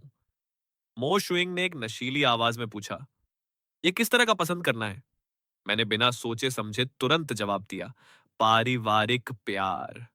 मो शुइंग ने मन ही मन सोचा, भला हमारे बीच पारिवारिक प्यार कहां से टपक गया। यह देखकर कि इश्क का तो नामो निशान नहीं है, मैंने एक सफेद झूठ बोलने का फैसला किया। अगर मैं कहूं कि मैं आपसे एक तरफा मोहब्बत करता हूं तो क्या आप मानेंगी? मो शुइंग दंग रह गई। उसने हैरानी से पलटकर पूछा, तुम मुझसे सीक्रेट लव करते हो? बिल्कुल। इसीलिए तो मैं जानना चाहता हूं कि शुइंग दीदी किसे पसंद करती हैं। आपके पार्टनर का स्टैंडर्ड क्या है? मो शुइंग खिलखिलाकर हंस पड़ी और सिर हिलाया। ऐसा क्या? तो वो लगभग तुम ही हो। इसलिए अगर तुम मुझे पटाना चाहते हो तो सक्सेस रेट काफी हाई है। ये औरत एक नजर में ही समझ आ रहा है कि मेरी फिरकी ले रही है। तो क्या ख्याल है? क्या तुम मुझे पटाना चाहते हो? बिल्कुल नहीं। अगर मैंने ऐसा किया तो मेरी बहन पक्का मेरी टांगे तोड़ देगी। वैसे भी मैं उसे रत्ती भर भी पसंद नहीं करता, तो पटाने का क्या फायदा? ये लाइन सुनते ही मोशुइंग ने तुरंत अपना मुंह फेर लिया। अगर तुम मुझे नहीं पटाना चाहते तो मेरे पास तुम्हें इतनी बातें बताने का कोई कारण नहीं है। उसके पीछे खड़े होकर मैंने उसे घूरा। मैं अपने पैरों पर मुड़ा एंड बाहर जाने लगा। मोशुइंग ने टोकते हुए पूछा, कहाँ जा रहे हो? बिना सिर घुमाए मैंने जवाब दिया, बस ऐसे ही बोर होकर इधर उधर भटकने। दोपहर के खाने का समय होने वाला है, खाकर जाना। मैंने मुंह फुलाकर जवाब दिया, कोई जरूरत नहीं है, खुद ही खा लो। मो शुइंग ने एक ठंडी आह भरी, इंटरकॉम का बटन दबाया और सेक्रेटरी से कहा कि सु चेन की हिफाजत के लिए बॉडीगार्ड्स को पीछे लगा दे। जी मैम, शूटिंग ने इज्जत से जवाब दिया। मैं तुरंत अरेंज करती हूँ। मैंने ईजी को लंच पर बुलाया। जल्दी से कोई तरकीब सोच और मेरी मदद कर। मैं अपनी बहन का ये इरादा कैसे बदलूं कि वो मो शुइंग को मेरी देखभाल करने के लिए न कहे। अजीब बात है, क्या तुम्हारी बहन ने नहीं कहा था कि मो शुइंग से पंगा लेना मौत को दावत देना है? जो भी उससे भिड़ता है, उसका अंजाम बुरा होता है। वो तुम पर गुस्सा क्यों नहीं हो रही? गुस्सा क्यों नहीं होगी? उसकी सिर्फ एक घूरती निगाह से मेरी जान हलक में आ जाती है। वो ये नहीं करने देती, वो मना करती है। मेरी सगी बहन से भी ज्यादा सिरदर्द है। मेरी भड़ास सुनकर यीजी ने सिर हिलाया। उसने सोचा कि यह मो शुइंग की इमेज के हिसाब से बिल्कुल परफेक्ट है। कड़क है भाई, तुमने पूरे मीटिंग रूम का कबाड़ा कर दिया और फिर भी उसने अपना आपा नहीं खोया। इसीलिए तो मैं तुझसे यहाँ अपना दिमाग दौड़ाने के लिए कह रहा हूँ। यीजी को एक धांसू आइडिया आया। मेरे पास हजारों तरीके हैं, लेकिन क्या तुम सच में साथ दोगे? जैसे कोई भी औरत हैंडसम लॉन्डो को मना नहीं कर सकती। कैसा रहेगा अगर हम उसके लिए 10 कड़क लड़के ढूंढे? सुचेन को बस इनविटेशन का इंतजाम करना होगा। हैं? अगर हमने सच में ऐसा किया तो वो मुझे जिंदा भून देगी। रिजल्ट चाहिए तो रिस्क तो लेना पड़ेगा। अगर खेलना है तो बड़ा खेलो। उस समय हम चुपके से कुछ तस्वीरें खींचकर तुम्हारी बहन को भेज देंगे ताकि उसे पता चल जाए कि इसका कैरेक्टर कितना ढीला है। फिर वो खुद आकर तुम्हें वापस ले जाएगी। क्या विचार है? मैं एक सेकंड के लिए हिचकिचाया, फिर मैंने टेबल पर जोर से हाथ मारा। चलो डन करते हैं। उसी शाम यी जी और मैं मास्क और सनग्लासेस पहनकर चोरों की तरह दबे पांव नाइट क्लब में घुस गए। जैसे ही हमने वीआईपी रूम में एंट्री की, लड़कियों ने एक सुर में हमारा स्वागत किया। गुड इवनिंग छोटे मालिकों। यी जी ने अपनी आंखें घुमाई और संतुष्टि से सिर हिलाया। ये सब डिमांड के हिसाब से ही चुनी गई हैं, सुचेन। यी जी ने वेटर की तरफ देखा। अच्छा काम किया। इन्हें पहले बाहर भेजो, फिर कुछ और लड़कियों को अंदर बुलाओ। मैंने उलझन में पूछा, लड़कियों को यहाँ क्यों बुला रहे हो? तुम सच में ढीले ढीले हो क्या? दो लड़के यहाँ बैठकर क्या खाक मजे करेंगे? जाहिर है कि कुछ लड़कियों को बुलाकर साथ में गेम्स खेलेंगे। हम यहाँ एक दूसरे का मुंह ताड़ने के लिए तो नहीं बैठे हैं ना। मैंने सहमति में सिर हिलाया। बात तो सही है। ये जी और मैं मजे करने में इतने खो गए कि सब कुछ भूल गए। हंसते हंसते हमारे जबड़े दुखने लगे। फोन लगातार बज रहा था, लेकिन कमरे के कान फाड़ देने वाले म्यूजिक में वो आवाज डूब गई। हमारे बगल में बैठी दो लड़कियां हमारा हौसला बढ़ाना नहीं भूल रही थी। जैसे ही मैं एक लड़की के हाथ से फ्रूट जूस पीने ही वाला था, मैंने नजरें उठाई और सीधे मो शुइंग की आंखों से टकरा गया। बाहर निकलो, सबके सब बाहर निकलो। औरतों का वो झुंड डर के मारे बाहर भाग गया। यहां तक कि ये जी भी दुम दबाकर खिसकने की फिराक में था। शुइंग दीदी, आप आप यहाँ कैसे? मो शुइंग के होठों पर एक बर्फीली मुस्कान आ गई। इससे पहले मुझे नहीं पता था कि तुम इतने बड़े रंगीले हो। हूँ, औरतों की मंडली के साथ मजे से हंस हंस कर लौटपोट हो रहे हो। क्या? क्या मतलब मजे से हंस हंस कर लौटपोट हो रहा हूँ? एक सन्नाटा छा गया। मो शुइंग के दिल में एक अजीब सी कड़वाहट घुल गई। इतनी सारी औरतों के साथ गुलछर्रे उड़ाना बहुत मजेदार है ना? हाँ हाँ, जाहिर है बहुत मजा आता है। वो दीदियां जो एंटरटेनमेंट देती हैं, उसमें कोई कमी नहीं निकाली जा सकती। मो शुइंग ने अपने दांत भींचे और मेरा नाम पुकारा। सु चेन, तुम उन्हें दीदी भी कह रहे हो? मैं भी दिखने में बुरी नहीं हूं। तो ये मूर्ख छोटा पिल्ला मेरे साथ क्यों नहीं खेलना चाहता? मो शुइंग मन ही मन चीख रही थी। मुझे लगा जैसे मो शुइंग अभी टूट कर बिखर जाएगी। इसलिए मैंने तमीज से पूछा, अच्छा, कैसा रहेगा अगर अगली बार मैं आपको भी खेलने के लिए बुला लूं? सो चैन, तुम ये क्या नौटंकी कर रहे हो? मैंने एक मासूम चेहरा बनाकर उसकी तरफ देखा। क्या आज तुम मुझे जान से मारने का इरादा रखते हो? क्या मैंने कुछ गलत किया? क्या आपके लिए कुछ हैंडसम लड़के बुला दूं खेलने के लिए? तुमने अभी क्या कहा? हैंडसम लड़के यही हैं, एकदम तैयार, सेवा में कभी भी हाजिर। मो शुइंग की आंखों में एक पल के लिए हैरानी कौंध गई। क्या तुम लोग सच में सिर्फ गेम्स खेल रहे थे? मैंने नासमझी में अपनी पलकें झपकाई। वरना और क्या खाक कर रहे होते? मो शुएंग ने फिर भी अपनी आवाज ऊंची की। तो फिर वो तुम्हें ड्रिंक क्यों पिला रही थी? मैंने थोड़ी देर याद किया। मुझे प्यास लगी थी तो क्या मैं फ्रूट जूस की एक चुस्की भी नहीं ले सकता? मेरी साफ आंखों को देखकर मो शुइंग थोड़ी झेप गई और गुस्से में बोली, तुम इस नाइट क्लब में सिर्फ गेम्स खेलने और फ्रूट जूस पीने आए थे? अरे, क्या इसकी भी मनाही है? बिल्कुल मनाही है। अगर तुम दोबारा यहाँ आने की हिम्मत की तो मैं तुम्हारी बहन की तरफ से तुम्हारी सुताई कर दूंगी। तय हुआ था कि रात 8 बजे तक घर आना है। जरा देखो क्या टाइम हो रहा है। मैंने चुपके से अपनी घड़ी देखी। 9 बज रहे थे। मो शुइंग ने ताना मारा, चलो कम से कम टाइम तो पता है तुम्हें। मैं वापस नहीं जा रहा। तुम मुझे पागल करके छोड़ोगे। मेरा यह कहना था कि मो शुइंग इतने गुस्से में आ गई कि उसने मेरा हाथ पकड़ा, खड़ी हुई और सीधे कमरे से बाहर खींचने लगी। जैसे ही मैं खुद को छुड़ाने वाला था, उसकी नशीली आवाज गूंजी, मुझे तुम्हें उठवाकर घर ले जाने में कोई परहेज नहीं है। डायन औरत, हद से ज्यादा दुष्ट औरत। जैसे ही हम कमरे के दरवाजे पर पहुंचे, मैनेजर बोला, मैम, आज का बिल अब भी पे नहीं हुआ है। इसके अलावा जो 10 जेंटलमैन आपने मांगे थे वो तैयार हैं और उन्हें कभी भी ले जाया जा सकता है। मो शुइंग ने मेरी कलाई छोड़ दी। उसकी आंखें मैनेजर और मेरे बीच घूमने लगी। 10 जेंटलमैन? मैंने सिर हिलाया। मैंने आपके साथ घर पर गेम्स खेलने के लिए 10 हैंडसम लड़के बुलाए थे। मो शुइंग के होठों पर एक हल्की सी मुस्कान आ गई। सुना है तुमने इन्हें मेरे लिए बुलाया था? बिल्कुल, एक से बढ़कर एक कड़क और हैंडसम हैं। मो शुइंग तुरंत मेरा इरादा ताड़ गई। मेरे चेहरे पर लिखी साफ चालाकी को देखकर उसने बाहर वालों के सामने मेरी इज्जत इज्जत बचाने का फैसला किया और उन आदमियों को दफा हो जाने के लिए कहा। रही बात बिल की, तो इसे मेरे अकाउंट में डाल दो। जी मैम। मो शुइंग ने फिर से मेरा हाथ पकड़ा और खींचने लगी। तुम्हारी बहन को गए अभी कुछ ही दिन हुए हैं और तुम इतने आवारा हो गए। तुम्हें लगता है कि मैं तुम्हें संभाल नहीं सकती? तुम्हारी इतनी हिम्मत कि मेरे लिए लड़के ऑर्डर कर रहे हो। बहुत बढ़िया। मैं रत्ती भर भी नहीं डरा। अगर आपने मुझे सुधारने की कोशिश की तो मैं दीदी से शिकायत कर दूंगा। दरवाजे के पास दुबका बैठा ये जी मेरी सलामती को लेकर परेशान था। मुझे इतनी शराफत से जाते हुए देखकर उसने सोचा, ये क्या बकवास है? ये कौन सा सीन चल रहा है? उसने तुरंत अपना फोन निकाला और कुछ सीक्रेट फोटो खींच ली। फोटो खींचने के बाद वो खुद ही तारीफ करने लगा। मजाक से हटकर ये दोनों एक साथ खड़े काफी कड़क लग रहे हैं। मोशुइंग का फिगर तो सच में कयामत है।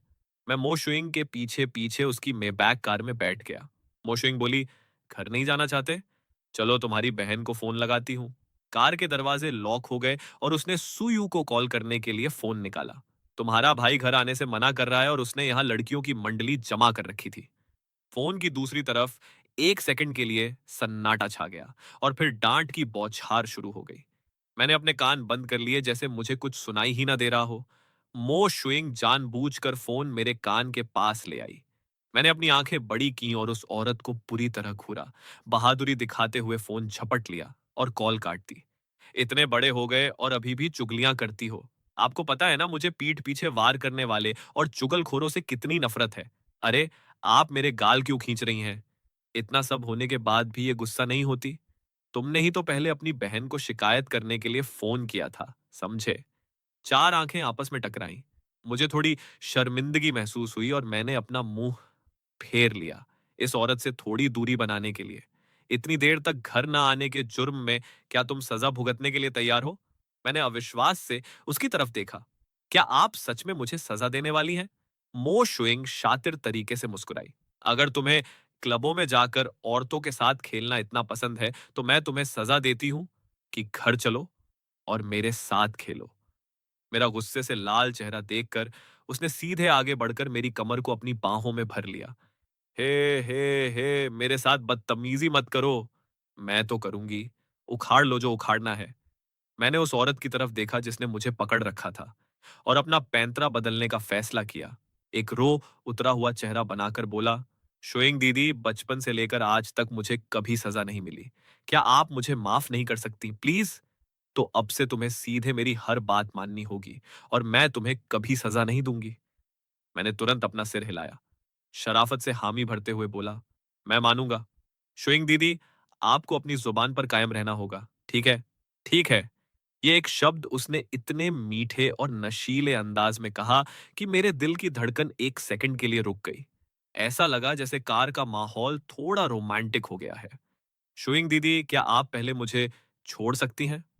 तब जाकर मो शुइंग ने ना चाहते हुए भी मुझे छोड़ा और प्यार से मेरे बाल बिखेर दिए। मुझे एक बात माननी पड़ेगी, शुइंग दीदी एकदम मेरी टाइप की बंदी है। घर लौटकर मैं सीधे अपने बेडरूम की तरफ भागा, अपना फोन निकाला और देखा कि मैसेजेस का अंबार लगा हुआ था, जिनमें से आधे से ज्यादा मो शुइंग ने भेजे थे। उसने मुझे एक दर्जन से ज्यादा वॉइस नोट्स भेजे थे। उसका लहजा शुरू में बेहद नरम था, जो धीरे धीरे बर्फीला होता चला गया। बस मुझे तुम्हें पकड़ने दो, मैं तुम्हें एक बढ़िया सबक सिखाऊंगी। सुनने के बाद मैं बस अपना सिर हिला सका और मन ही मन सोचा, बाप रे, कितनी डरावनी है। मैंने यी जी की भेजी हुई तस्वीर खोली। ये वही फोटो थी जो उसने पहले खींची थी। भाई, क्या सीन चल रहा है यहाँ? तुम दोनों का हाथ पकड़ना काफी रोमांटिक लग रहा है। मैंने तुरंत एक वॉइस मैसेज वापस भेजा। हर जगह लव स्टोरी ढूंढना तुम्हारी लंका लगा देगा एक दिन।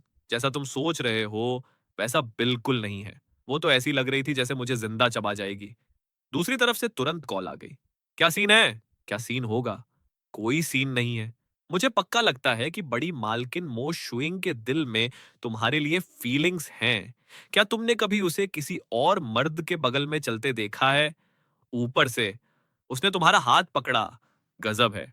तुम उससे मिले ही कितनी बार हो? मुझे कोई परवाह नहीं है। मैं तो बस जोड़ी बनाऊंगा। तुम मेरी जोड़ी उसके साथ बना रहे हो। इससे अच्छा तो तुम मेरी जोड़ी दीदी वान मोंगदाओ के साथ बना दो। अगर तुम्हें मेरी बहन पसंद है तो तुम सच में अंधे हो। क्या कोई अपनी सगी बहन के बारे में ऐसा बोलता है? तुम भी तो अपनी बहन की कम बुराई नहीं करते। मैं 5 के मुकाबले 1 की शर्त लगाता हूँ। बड़ी मालकिन मो शुइंग पक्का तुम्हें पसंद करती है। कोई शर्त नहीं, मुझे कोई इंटरेस्ट नहीं है। मुझे दिख रहा है कि तुम डर गए हो। क्या इसलिए क्योंकि तुम्हें भी एहसास हो गया है कि वो तुम्हें पसंद करती है?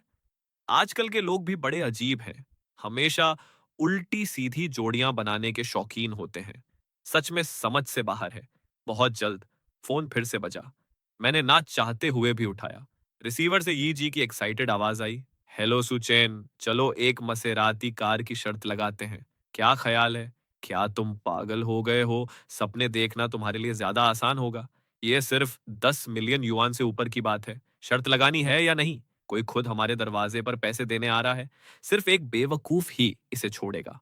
बस इसी तरह हम दोनों शातिर लौंडों ने शर्त पक्की कर ली।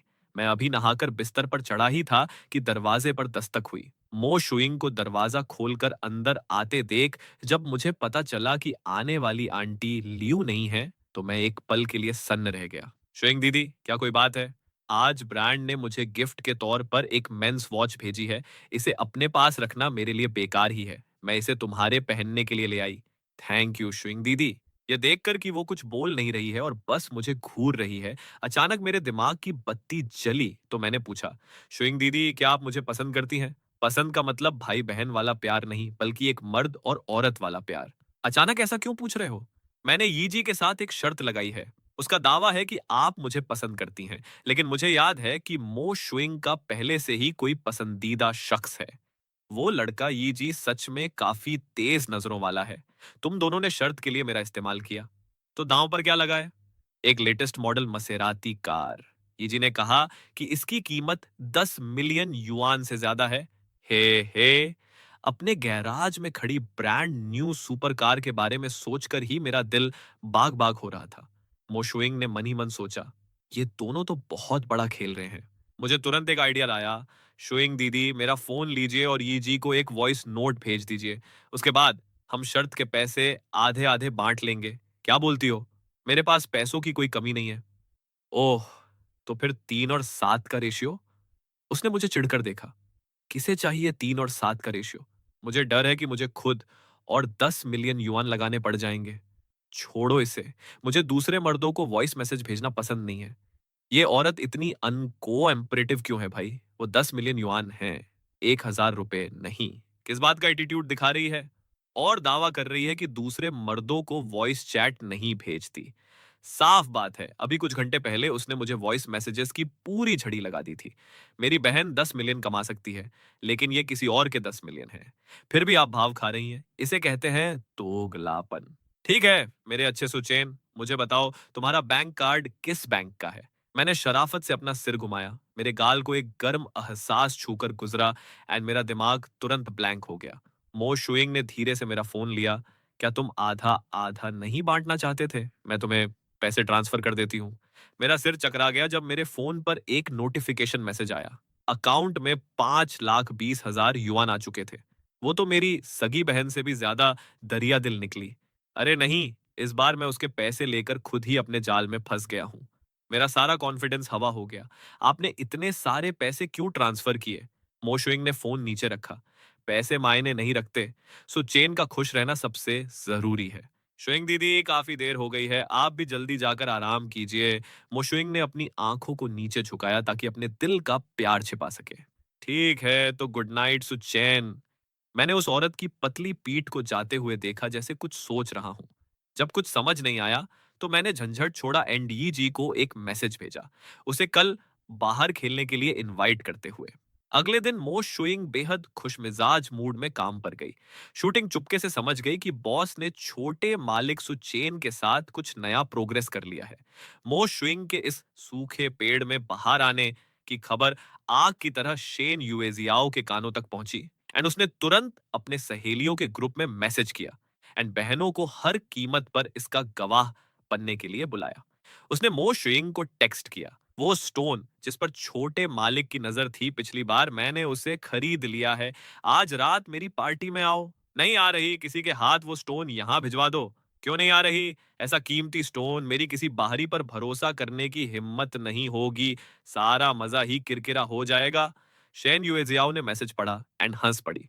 तो फिर कोई बड़ी पार्टी नहीं होगी, बस हम बहनों का एक छोटा सा गेट टुगेदर। आ रही हो या नहीं?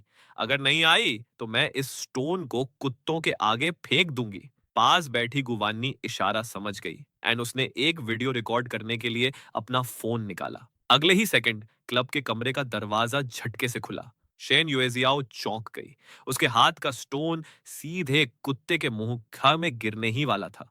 उसने आनन फानन में उसे वापस चंदन के डिब्बे में रख दिया। हम लोग तो पूरी तरह टल्ली हो चुके हैं। तुम अब जाकर अपनी शक्ल दिखा रही हो? मोशोइंग ने उस मजाक को इग्नोर किया। ऐसा कम ही होता था कि वो पलटकर जवाब न दे। वो आगे बढ़ी, टेबल से लकड़ी का डिब्बा उठाया, अंदर अच्छे से चेक किया एंड तब जाकर चैन की सांस ली। शेन युएजियाओ भाग कर आई एंड अपना चेहरा मो शुइंग के करीब लाई। वाह, चेहरे पर आई ये बहार सच में गहरी मोहब्बत एंड भारी दीवानगी बयां कर रही है। तरक्की कर गई लड़की। मो शुइंग ने अपनी सहेली की परवाह नहीं की। उसकी नजर सिर्फ वान मोंगडाओ पर थी। ये यहाँ क्या कर रही है? कुवानी एंड शेन युएजियाओ ने एक साथ अपना सिर हिलाया। वान मोंगडाओ मेरी बहन सू यू की सहेली थी।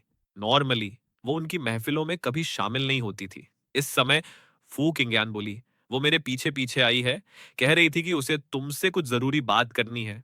वान मोंगडाओ सीधे मो शुइंग के बगल में बैठ गई। मेरे भाई ने मुझे तुम्हें यह दिखाने के लिए कहा था।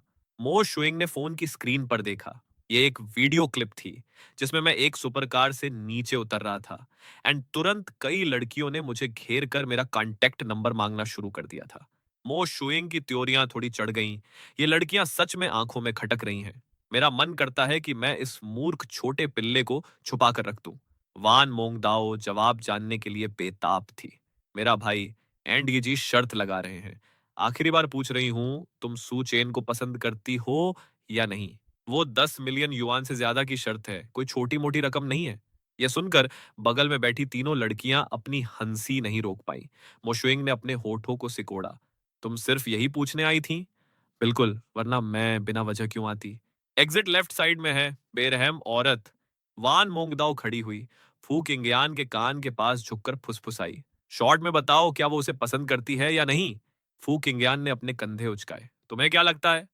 वान मोंगदाओ को मजबूरन निराश होकर जाना पड़ा।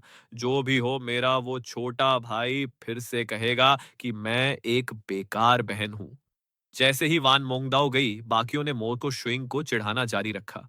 सुना है सुयू ने अपने भाई को तुम्हारी हिफाजत के लिए भेजा है। वो क्या सोच रही थी? यह तो बिल्ली के मुंह में मलाई देने जैसा है ना। नजदीकी का पूरा फायदा उठाओ। तुम्हें जल्दी करनी चाहिए। एक पति खुद तुम्हारे घर चलकर आया है। बस पहले हमला करो एंड जीत जाओ। मो शुइंग ने उन्हें घूरा। जवाब देने की जहमत नहीं उठाई। यह सुनकर शेन युएजियाओ सीधे बोली, क्या तुम्हें डर नहीं लगता कि वो तुम्हारी गर्दन पर चाकू रख देगी? मेरा मतलब उन नजदीकी बाहों में भरने एंड किस करने वाले एक्शन से है। तुम लोग मुझे इतना बुरा क्यों समझते हो?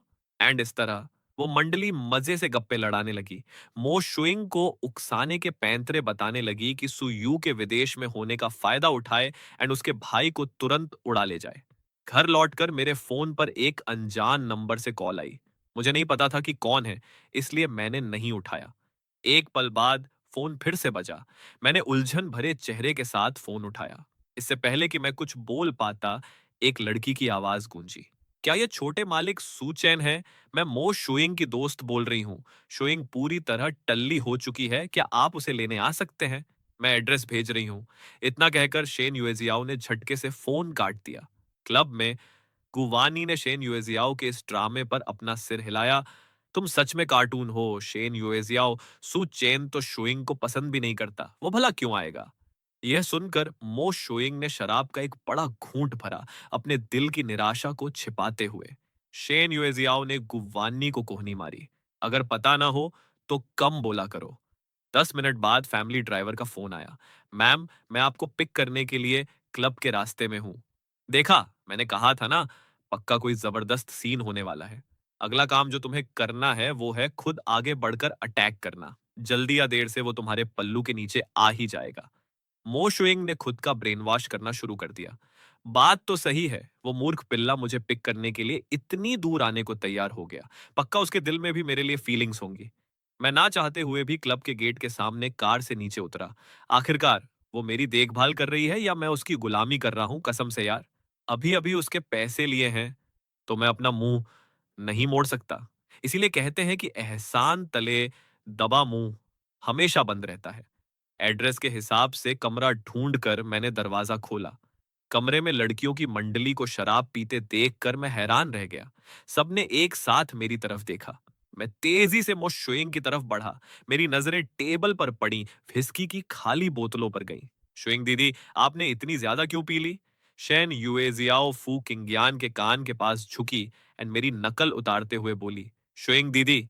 मोश शुइंग की आधी खुली, नशे में धुत आंखों ने मुझे बड़े दीवानेपन से देखा। सुचैन, तुम आ गए, चलो गले लगो। मैं एक पल के लिए सन्न रह गया। उसके इस दुर्लभ लुक को देखकर पिघल गया एंड बस उसे अपनी कमर में बाहें डाल लेनी थी। यहां तक कि उसने अपना सिर मेरे सीने में छुपा लिया। पीछे बैठी तीनों लड़कियों का मुंह खुला का खुला रह गया। फूकिंगयान धीरे से बुदबुदाई, मुझे लगा हमारे यहां होने से वो शर्माएगी। किसे पता था कि वो इस तरह सरेआम नौटंकी करके नशे का नाटक करेगी। मैंने उस औरत के बिखरे बालों को देखा। मैं बुरी तरह घबरा गया एंड समझ नहीं पाया कि क्या करूं। मेरे हाथ हवा में ही लटके रह गए। ठीक इसी पल मुझे महसूस हुआ कि उसका शरीर नीचे फिसल रहा है। शुइंग दीदी, कृपया ठीक से बैठिए। उसे कोई परवाह नहीं थी, इसलिए मुझे मजबूरन उसके शरीर को कसकर पकड़ना पड़ा। मैं मनोरंजन देख रही उन तीनों लड़कियों की तरफ मदद के लिए मुड़ा। आप सब लोग जरा मेरा हाथ बटाओ। यह सुनकर उन तीनों ने तुरंत अनजान बनने का नाटक किया। हम नहीं जानते इसे, हम नहीं जानते, बस एक ही टेबल पर बैठे हैं। जब ये टल्ली हो जाती है तो किसी को हाथ नहीं लगाने देती। जो भी इसे छूता है उसे मार पड़ती है। हम मदद नहीं कर सकते। फूकिंग्यान तो अपना मुंह खोलने के लायक भी नहीं बची थी। मेरा हाथ गलती से उसके गर्म कान के निचले हिस्से को छू गया। मैंने मन ही मन एक ठंडी सांस ली।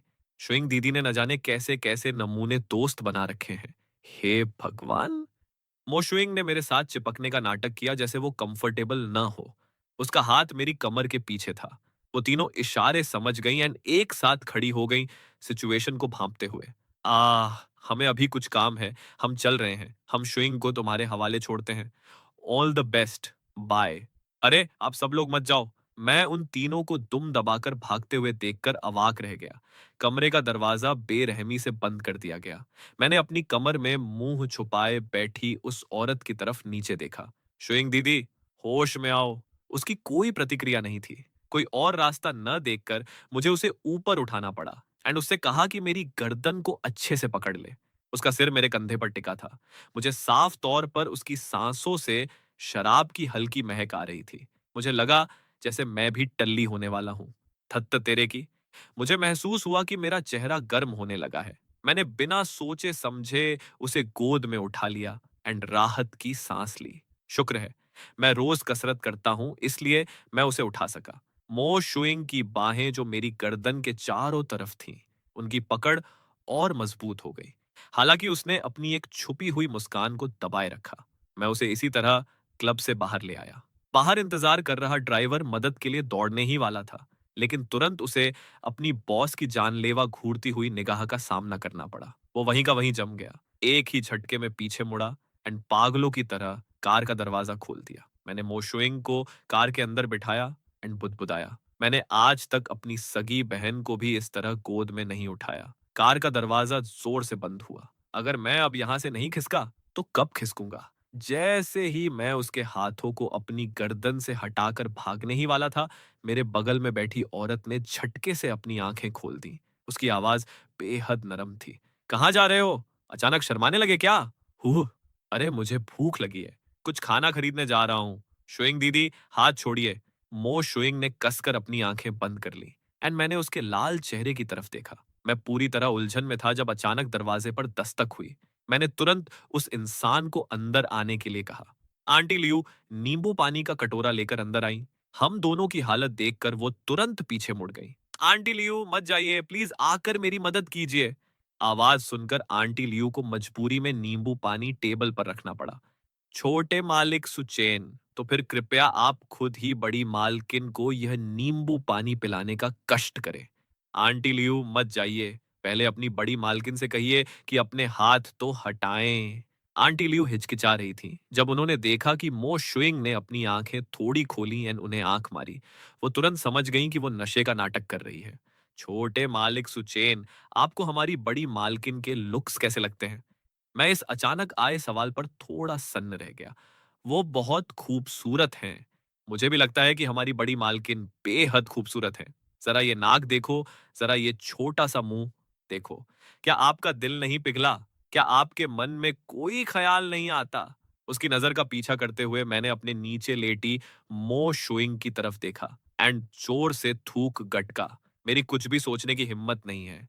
अगर मेरी बहन को पता चला, तो वो मुझे मार-मार कर भर्ता बना देगी। अगर आप नहीं कहेंगे एंड मैं नहीं कहूंगी, तो आपकी बहन को कैसे पता चलेगा? मालकिन को नींबू पानी पिलाना मत भूलिएगा।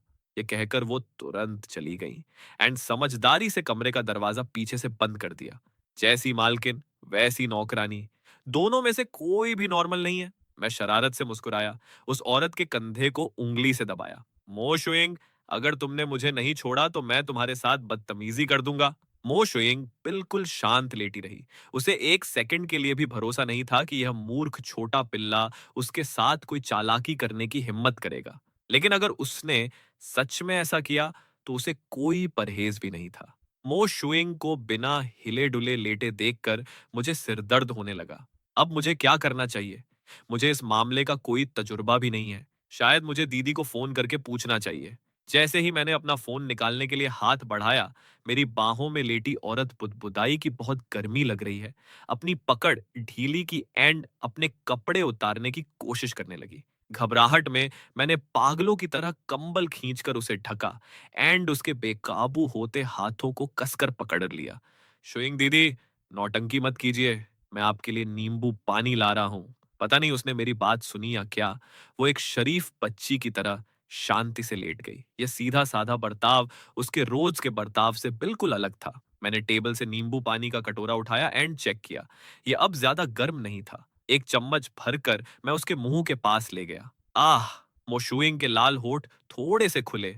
उसने पूरा चम्मच कटक लिया एंड यहां तक कि उसने अपनी जीभ बाहर निकालकर धीरे से अपने होठों के कोने को चाटा। मेरा दिल तुरंत जोर जोर से धड़कने लगा एंड मैंने जल्दी जल्दी उसे पूरा कटोरा पिला दिया। मैं मोशुइंग के बेडरूम से इस तरह भागा जैसे कोई भूत देख लिया हो, इस बात से पूरी तरह अनजान कि पीछे उस औरत ने अपनी आंखें पूरी खोल ली थी। मोशुइंग ने कमरे के कोने में लगे सर्विलांस कैमरे की तरफ देखा। मुझे इस फुटेज को सेव करना होगा एंड इसके एक एक फ्रेम को ध्यान से देखना होगा। मेरा मूर्ख पिल्ला कितना केयरिंग है। उस रात मैं बहुत चैन से सोया। मेरे सपनों में मोशुइंग के दो अलग अलग चेहरों ने मुझे ऐसा दीवाना बनाया कि मैं वापस आने का रास्ता ही भूल गया। सुबह उठकर भी मेरा दिल तेजी से धड़क रहा था। नाश्ते के दौरान मेरी मोशुइंग की आंखों में सीधे देखने की हिम्मत तक नहीं हो रही थी। जब हम खाना खत्म करने ही वाले थे, मो शुइंग ने प्यार से सुझाव दिया, बाद में मेरे साथ मॉल चलो कुछ कपड़े खरीदने। कल रात शर्ट शायद मेरे हाथों फट गई थी। कितनी अजीब बात है। क्या मेरी बहन ने नहीं कहा था कि उनके सारे कपड़े कस्टम डिजाइन होते हैं? हर ब्रांड का लेटेस्ट कलेक्शन सीधे घर भिजवाया जाता है। आखिर तो फिर उसे खुद खरीदने जाने की क्या जरूरत आन पड़ी? मैं भी देखूं कि ये औरत अपने दिमाग में क्या खिचड़ी पका रही है। जरूर बिल मैं पे कर दूंगा। मुझे अभी आपके पैसे मिले थे एंड समझ नहीं आ रहा था कि आपके लिए क्या गिफ्ट खरीदूं। हम दोनों मॉल पहुंचे एंड ऐसे ही एक लेडीज कपड़ों की दुकान में घुस गए। लॉलिता ड्रेसेस की कतार को देखकर मेरे मन में उसे चिढ़ाने की शरारत जागी।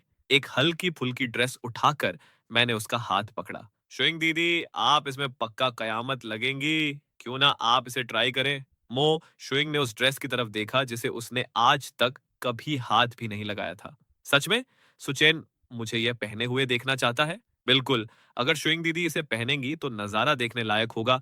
गारंटी है कि सब मुड़ मुड़ कर देखेंगे। उसने थोड़ी देर सोचा, ड्रेस ली एंड चेंजिंग रूम में चली गई। मैं वहां बैठा बैठा मंद मंद मुस्कुरा रहा था। मैंने पहले ही बात के धमाके की कल्पना कर ली थी। जब वो बाहर आएगी तो मैं पक्का उसकी कुछ फनी एंड अजीब फोटो खींचूंगा ताकि उसका मजाक उड़ा सकूं। दुकान के बाहर चूई की सहेली ने मुझे दूर से देखा एंड चूई की आस्तीन खींची। ये क्या वो सुचेन नहीं है? यह सुनकर चूई ने तुरंत उधर देखा, कंफर्म किया कि वो मैं ही हूं एंड बिना सोचे समझे मेरी तरफ दौड़ने के लिए तैयार हो गई। ठीक इसी पल उसके बगल में खड़े मर्द ने उसे पीछे खींचा। ये तुम कहाँ जा रही हो? उसने उस मर्द का हाथ झटका एंड तेजी से मेरी तरफ बढ़ गई। आवाज सुनकर मैं पीछे मुड़ा। छू, ये साला किस्मत ही खराब है कि यहाँ बाहर भी इससे सामना हो गया। छू ये आगे बढ़ी, मुझे गले लगाने के इरादे से। जैसे ही मैं पीछे हटने वाला था, किसी ने मेरी बाहों में अपनी बाहें डाल दी। मोशुइंग की सिग्नेचर खुशबू मेरी नाक से टकराई। इसे छूने की हिम्मत भी मत करना। चुई ने हमारे इस करीबी अंदाज को देखा, उसका दिल जलन से भड़क उठा। सुचैन, क्या यह तुम्हारी गर्लफ्रेंड है?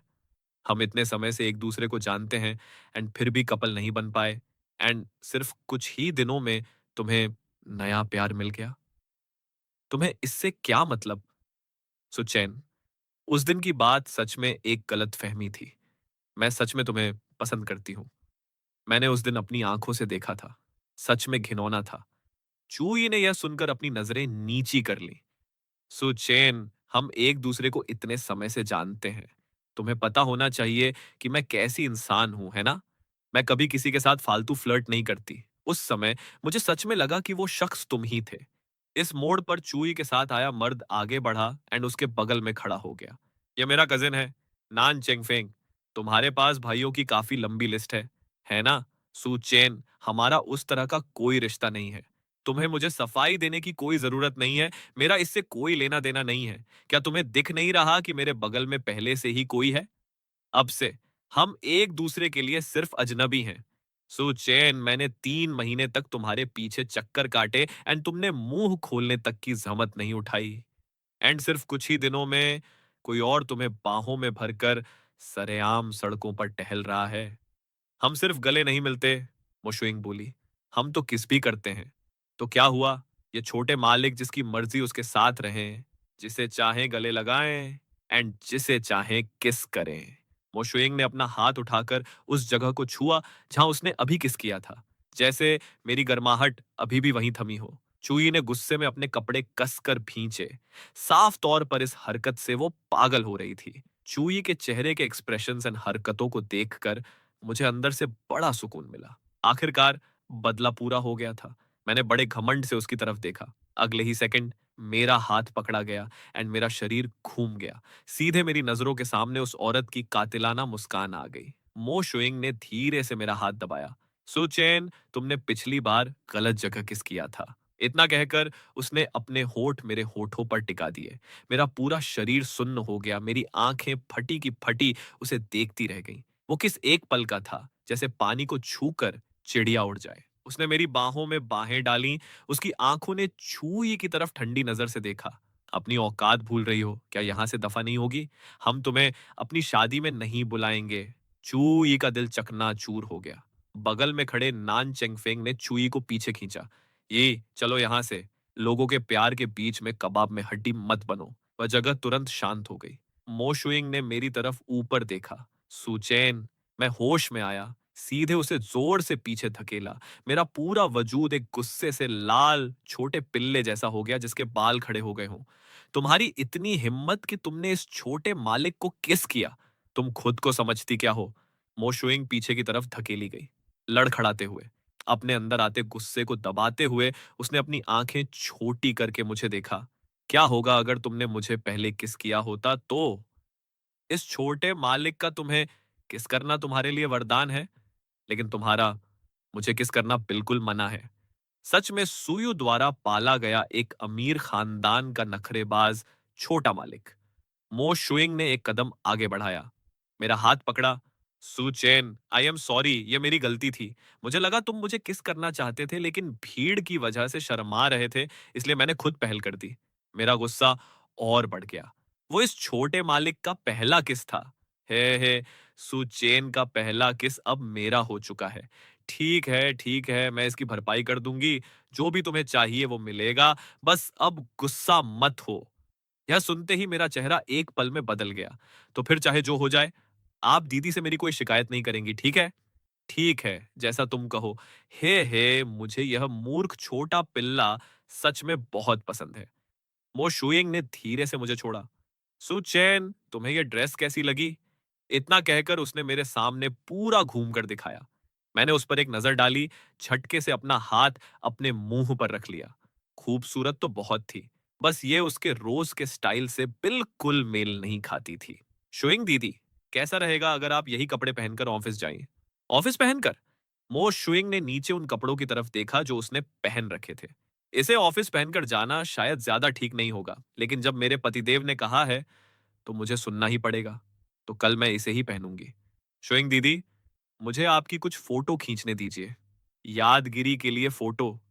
मैं उसका मजाक उड़ाने के लिए कुछ फनी फोटो खींचना चाहता था। मो शुइंग को वैसे तो फोटो खिंचवाना पसंद नहीं था, लेकिन जाहिर है वो मेरी रिक्वेस्ट को मना नहीं कर सकती थी।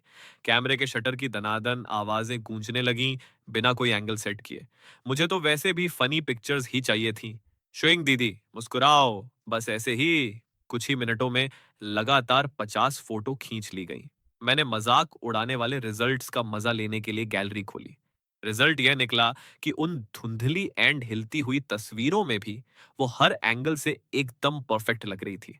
एंड जो कुछ साफ तस्वीरें थीं, उनमें वो बड़े शर्मीले चेहरे से मुझे ही देख रही थी। लोलिता ड्रेस के साथ वो और भी ज्यादा क्यूट एंड परियों जैसी लग रही थी। जैसा कि उम्मीद थी, जो लोग खूबसूरती की एक हद पार कर जाते हैं, अगर उन्हें बोरी भी पहना दी जाए तो भी वो खूबसूरत ही लगेंगे। मो शुइंग ने मुझे चुपके से देखा एंड 2 बार मजाकिया अंदाज में हंसी। उसने वापस अपने कपड़े बदले एंड ललिता ड्रेस दुकान के स्टाफ को सौंप दी। मैं बिल पे करने के लिए स्टाफ के पीछे पीछे कैशियर की तरफ गया। मो शुइंग ने मुझे रोका नहीं, बल्कि वो खुद मेंस सेक्शन की तरफ मुड़ गई। जब मैं बिल पे करके शॉपिंग बैग लेकर वापस आया तो पाया कि वो वहां नहीं थी। क्या वो मुझे छोड़कर चली गई? दुकान के स्टाफ ने तुरंत याद दिलाया, सर, आपकी गर्लफ्रेंड उधर मेंस सेक्शन में है। कौन सी गर्लफ्रेंड? दुकान के स्टाफ की आंखें फूट गई हैं क्या? यहाँ कौन गर्लफ्रेंड दिख रही है? मैंने अपने कदम बढ़ाए एंड उधर गया। देखा कि वह औरत उसी कलर का शर्ट हाथ में लिए खड़ी थी, जिस कलर की ड्रेस मैंने अभी उसके लिए चुनी थी। जैसे ही मैं पास पहुंचा, उसने उस शर्ट को मेरे शरीर से मिलाकर देखा। मैंने उसे घूरा। ये क्या कर रही हो? मो शुइंग के होठों के कोने थोड़े से ऊपर उठे। तुम्हारे लिए शर्ट खरीद रही हूँ। सुचैन ने मेरे लिए ड्रेस खरीदी, तो मेरा भी फर्ज बनता है कि तुम्हारे लिए शर्ट खरीदूं। दोनों कपड़ों का कलर टोन एक ही है। इस तरह हम मैचिंग कपल आउटफिट्स पहनेंगे। कोई जरूरत नहीं है, मैं नहीं खरीद रहा। सुचैन, बराबरी का लेन देन जरूरी है। तुमने मेरे लिए कपड़े खरीदे, तो यह बिल्कुल सही है कि मैं भी तुम्हारे लिए खरीदूं। कोई जरूरत नहीं है। आप मुझे पहले ही बहुत सारी चीजें दे चुकी हैं। मुझे यहाँ आए हुए सिर्फ कुछ ही दिन हुए थे, फिर भी वो पैसे ट्रांसफर करने से लेकर लग्जरी घड़ियां गिफ्ट करने एंड यहाँ तक कि कीमती स्टोन्स देने तक आ गई थी। अब वो मेरे लिए कपड़े खरीदने का प्लान बना रही थी। गिफ्ट देने की ये स्पीड तो मेरे पेरेंट्स से भी तेज थी। क्या आपके पास बहुत ज्यादा पैसा है जिसे ठिकाने लगाने की जगह नहीं मिल रही? मो शुइंग ने शर्ट कर्मचारी को सौंप दी एंड अपना फोन निकाला, बिल पे करने की तैयारी करते हुए। शुइंग दीदी, शुइंग दीदी, क्या आप सच में हद से ज्यादा अमीर हैं, है ना? मो शुइंग ने खुशी खुशी मेरे हाथ की तरफ देखा। तुम्हारी बहन ने कहा था मुझे तुम्हारा अच्छे से ख्याल रखने के लिए। जब मैंने जिम्मेदारी ली है तो मुझे इसे अच्छे से निभाना होगा। मैं तुम्हारे लिए पैसे खर्च करने को तैयार हूँ। ये ठीक है। हैंडसम भाई, कपल्स का एक दूसरे को गिफ्ट देना बहुत नॉर्मल है। ये बड़ी दीदी आपसे बहुत प्यार करती है। अगर आप राजी नहीं हुए तो आपकी गर्लफ्रेंड उदास हो जाएगी। रुको, तुम्हारी आंखें कहाँ बटन बनी थी जो तुमने उसे और मुझे एक शादीशुदा जोड़ा समझ लिया? मैंने झटके से मो शुइंग का फोन छीन लिया। ठीक है सुचेन, देखो क्या कोई और चीज पसंद है तुम्हें? थोड़ी ही दूरी पर उन तीनों सहेलियों ने यह सब लाइव देखा। आह, कोई फायदा नहीं है, छोड़ दो। सुपरिवार का वो बड़ा नवाब इतनी आसानी से हाथ आने वाला नहीं है। जब भी वो मिलता है उसका वही घमंडी एंड बेकाबू अंदाज होता है। पिछली बार पक्का मैं उसे बहुत मिस कर रही थी, इसलिए मैंने लियू चेंगयांग को गलती से सु चेन समझ लिया, वरना हम दोनों कब के कपल बन चुके होते। मैं इतनी आसानी से सुचेन को किसी और के हवाले करने को तैयार नहीं हूं। बिल पे करने के बाद अपनी बेस्ट फ्रेंड के मैसेजेस देखते हुए मैं शुइंग दीदी की तरफ मुड़ा। क्या अब आपको वापस कंपनी काम पर नहीं जाना चाहिए? मो शुइंग ने अपनी घड़ी देखी। 11:30 बज रहे हैं। लंच का टाइम हो चुका है। कोई जल्दी नहीं है।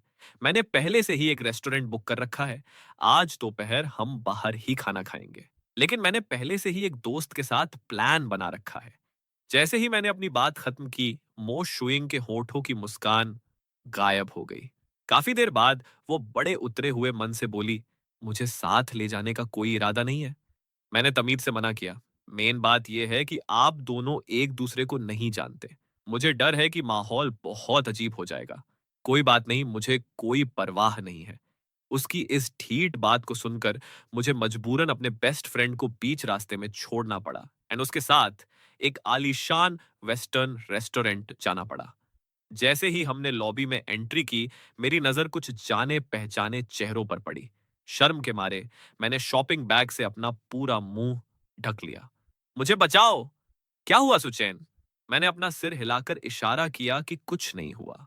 इसके तुरंत बाद एक और जाना पहचाना चेहरा मेरी आंखों के सामने आया। मैं मुड़ा एंड सीधे बाहर की तरफ भागा, बिना एक सेकंड भी सोचे। मो शुइंग तुरंत मेरे पीछे भागी। रेस्टोरेंट से काफी बाहर आने के बाद ही मेरी हिम्मत हुई कि मैं शॉपिंग बैग नीचे करूं। शुइंग दीदी, मुझे वेस्टर्न खाना ज्यादा पसंद नहीं है। क्यों ना हम किसी दूसरे रेस्टोरेंट में चलें? उसने मेरी पसंद का सम्मान किया। ठीक है। हम एक चाइनीज रेस्टोरेंट में आ गए। ऑर्डर करने के बाद एक एक करके डिशेस टेबल पर आने लगी। उसने झींगे का एक टुकड़ा उठाया एंड मेरे कटोरे में रख दिया। बड़े नेचुरल अंदाज में बातचीत शुरू करते हुए, वैसे मुझे याद है कि वो वेस्टर्न रेस्टोरेंट तो तुम्हारी सबसे पसंदीदा जगहों में से एक है। उस औरत की हरकतों को महसूस करके मेरा हाथ, जो टिश्यू पेपर उठाने ही वाला था, अचानक हवा में जम गया। उसे देखने का नजरिया पहले जैसा मासूम नहीं रहा था। धीरे धीरे खाओ, ध्यान रखना कहीं मुंह न जल जाए। मेरा दिमाग एक पल के लिए पूरी तरह सुन्न हो गया। नहीं, कुछ तो गड़बड़ है। इस औरत की हरकतें हद से ज्यादा अजीब हैं। ये किसी दीदी का अपने छोटे भाई के लिए सादा प्यार तो बिल्कुल नहीं है। क्या ऐसा हो सकता है कि ये औरत मुझे पटाने का प्लान बना रही है? मुझे अपने प्यार में पागल करेगी एंड फिर सुपरिवार से बदला लेने के लिए मुझे बेरहमी से डंप कर देगी? हू, सिर्फ यही एक पॉसिबिलिटी है। मैंने अपने चॉपस्टिक्स जोर से टेबल पर पटक दिए। क्या हुआ? मो शुइंग ने नासमझी से पूछा। बिना एक शब्द बोले मैं खड़ा हुआ, उस औरत को एक तीखी नजर से घूरा एंड मुड़कर चला गया। मो शुइंग वहीं की वहीं जम गई। उसे बिल्कुल समझ नहीं आया कि क्या हुआ। जब तक उसे होश आया और वो दरवाजे की तरफ भागी, मैं गायब हो चुका था। वो इंसान हवा में विलीन हो गया था, जैसे उसे पंख लग गए हों। उसने मेरे फोन पर कॉल किया एंड मैंने तुरंत उसे ब्लैकलिस्ट में डाल दिया। मेरी उंगलियों की स्पीड बयां नहीं की जा सकती। मो शुइंग ने एक ऐसे नंबर से कॉल किया जिसे मैंने पहले कभी नहीं देखा था। सुने सुचेन, मुझे नहीं पता कि मैंने क्या गलती की जिससे तुम गुस्सा हो गए। मैं तुमसे माफी मांगती हूँ। क्या तुम प्लीज अकेले यहाँ वहां भागना बंद करोगे? मेरी त्योरियां थोड़ी चढ़ गईं।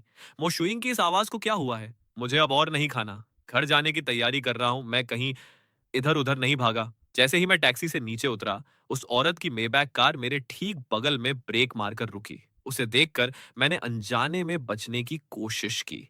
मेरी इस हरकत से चिढ़कर मो शुइंग आगे बढ़ी एंड उसने मेरा हाथ कसकर पकड़ लिया। क्या बात है? इतना अच्छा खाना खा रहे थे, तुम अचानक भाग क्यों गए? कुछ नहीं, बस अचानक भूख मर गई। तुम बहुत बदतमीज हो रहे हो। मैं अभी तुम्हारी बहन को फोन लगा रही हूँ। मो शुइंग, आप अपनी जुबान से इस तरह कैसे पलट सकती हैं? उसकी आंखें सुई की तरह ठंडी थीं।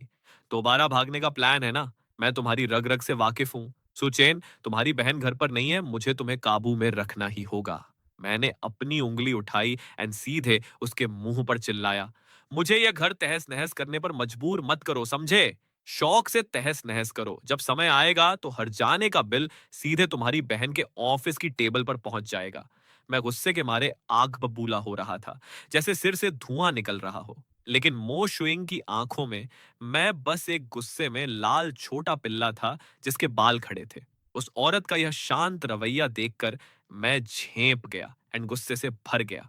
मैंने आगे बढ़कर अपना हाथ उसके कंधे पर डाला एंड धीरे से उसके कान में सांस ली। मेरी आवाज बेहद नशीली एंड कातिलाना थी। मैं शातिर तरीके से मुस्कुराया। शुइंग दीदी, क्या आपके मन में मेरे लिए कोई गंदा इरादा है? मो शुइंग का शरीर थोड़ा सा कांपा, लेकिन उसने कुछ नहीं कहा। तो फिर मैं इसे तुम्हारी हाँ समझता हूँ। वो दिल से मुझे बताना चाहती थी कि वो मुझे पसंद करती है, लेकिन उसे डर था कि कहीं मैं डर कर भाग न जाऊं। शिंग दीदी, क्या मैं आपको हैंडसम लगता हूँ? सु चेन सबसे ज्यादा हैंडसम है। तो क्या शुइंग दीदी मुझे पसंद करती हैं? मो शुइंग ने बिना एक सेकंड सोचे तुरंत जवाब दिया। हाँ, करती हूँ। तो क्या शुइंग दीदी प्लीज मेरी बहन से शिकायत करना बंद करेंगी? उसने अपनी आंखें नीची की एंड जवाब दिया, नहीं। मैंने तुरंत उसे छोड़ दिया। मेरा खेल पूरी तरह खत्म हो चुका था। एक सूखे चेहरे के साथ मैंने अपनी पीठ घुमाई एंड ऊपर की तरफ बढ़ गया। मो शुइंग ने मेरी जाती हुई पीठ को देखा, अपना हाथ उठाकर अपने सीने पर दिल की जगह को छुआ। मेरा दिल कितनी तेजी से धड़क रहा है। मैं अपने कमरे में लौटा एंड गुस्से में अपने तकिए पर ताबड़तोड़ घूंसे बरसाने लगा। शुइंग दीदी सच में बहुत बड़ी झूठी हैं। बातें तो बड़ी बड़ी करती हैं, लेकिन जुबान पर टिकती नहीं। एंड मजाक ये है कि मेरे पास उन्हें सजा देने का कोई रास्ता नहीं है। मैं बिस्तर के कोने पर ढह गया। मेरा दिमाग पूरी तरह काश मकाश में था। यीजी ने कहा था कि मो शुइंग मुझे पसंद करती है, लेकिन मुझे अभी भी कुछ गड़बड़ लग रही थी। वो मेरी बहन की जानी दुश्मन है। वो अचानक मेरे साथ इतना अच्छा बर्ताव क्यों करेगी? मुझे अपने घर पर रुकने भी दे रही है एंड मुझे खुश करने के लिए पानी की तरह पैसे बहा रही है। इस दुनिया में ऐसा भला दुश्मन कहाँ होता है? जब मैं इसी सोच में डूबा था, तभी दरवाजे पर एक हल्की दस्तक हुई। सुचैन, दरवाजा खोलो। ये मो शुइंग की आवाज थी। समझ नहीं आ रहा था कि उसमें क्या इमोशन था, लेकिन उसमें वो रोज वाली मीठी नरमी गायब थी। मैंने अपने होठ भींचे अनसुना करने का नाटक किया। वैसे भी मेरा उससे बात करने का कोई मूड नहीं था।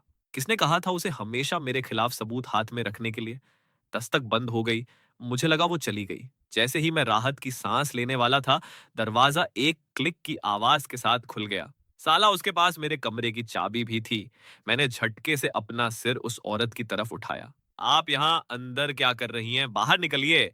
मो शुइंग ने दरवाजा जोर से बंद किया एंड अपनी हाई हील्स पर चलते हुए मेरे सामने आ खड़ी हुई। उसकी निगाहें रोज से कहीं ज्यादा ठंडी थीं। चेहरे पर मुस्कान का नामो निशान नहीं था। अभी भी गुस्सा हो? उसने बिना किसी भाव के पूछा। उसकी आवाज समझ से परे थी। मैंने अपना मुंह फेर लिया एंड रूखेपन से जवाब दिया, आपसे मतलब? वो औरत मेरी इस बात पर रत्ती भर भी गुस्सा नहीं हुई। इसके उलट वो मेरे सामने कारपेट पर सीधे बैठ गई, अपना सिर ऊपर उठाकर मेरी तरफ देखने लगी। इस पोजीशन ने मुझे अनजाने में असहज कर दिया। जैसे ही मैं अपनी नजरें हटाने वाला था, मैंने उसे धीरे से पूछते हुए सुना, क्या तुम्हें हमेशा ऐसा लगता है कि मेरा तुम्हारे साथ अच्छा बर्ताव सिर्फ इसलिए है क्योंकि मैं तुम्हें पसंद करती हूं? मेरे दिल की धड़कन रुक गई। मैंने झटके से पलटकर कहा, कौन ऐसा सोचता है? मैं तो बिल्कुल नहीं सोचता। भले ही मेरा मुंह साफ मना कर रहा था, लेकिन मेरे दोनों कान चुपके से लाल हो चुके थे।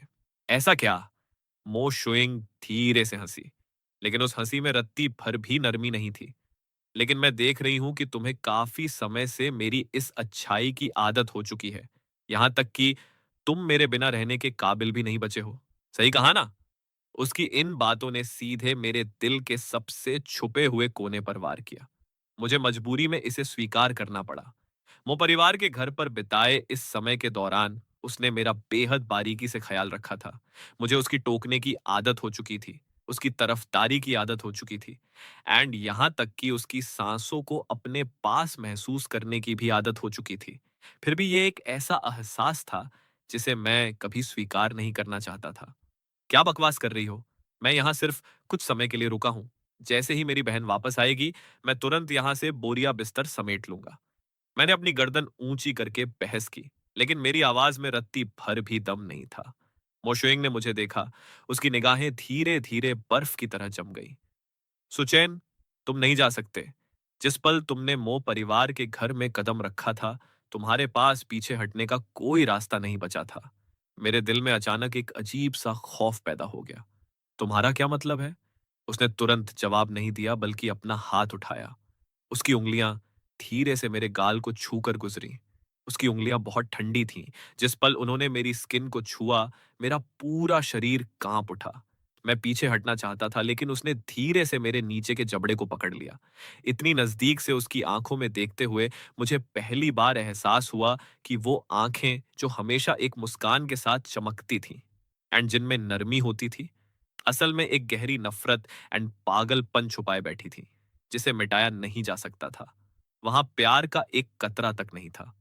यह किसी पसंदीदा शख्स को देखने वाली नजर नहीं थी, बल्कि एक ऐसे शिकार को देखने जैसी थी जो पूरी तरह शिकंजे में आ चुका हो एंड बस अपना होने वाला हो।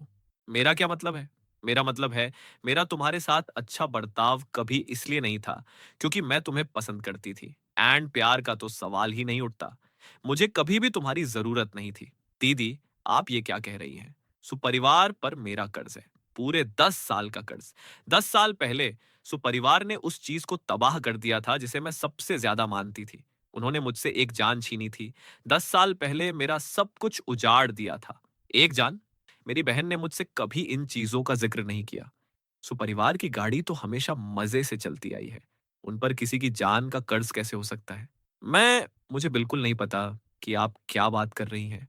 मेरी बहन ने मुझे कभी ये सब नहीं बताया। जाहिर है, तुम्हें नहीं पता होगा। तुम्हारी बहन तुम्हें इतना लाड प्यार करती है। वो भला तुम्हें सुपरिवार के उन काले कारनामों के बारे में क्यों बताएगी, जो उन्होंने आज इस मुकाम पर पहुंचने के लिए किए थे? वो तुम्हें कैसे बताएगी? सुपरिवार की आज की यह चकाचौंध उस इंसान के खून एंड मांस को कुचलकर बनाई गई है, जिसकी मुझे सबसे ज्यादा परवाह थी। उसके ये शब्द नुकीले खंजर की तरह मेरे दिल की गहराइयों में उतर गए। मैं उसे एक तक देखता रहा। अविश्वास की बात थी, ये औरत जो हमेशा इतनी नरमी से मेरा ख्याल रखती थी, असल में इतनी गहरी नफरत पालकर बैठी थी। तो आपका मेरे करीब आना, मुझे अपने यहाँ रोकना, मेरे साथ अच्छा बर्ताव करना, क्या ये सब एक फरेब था?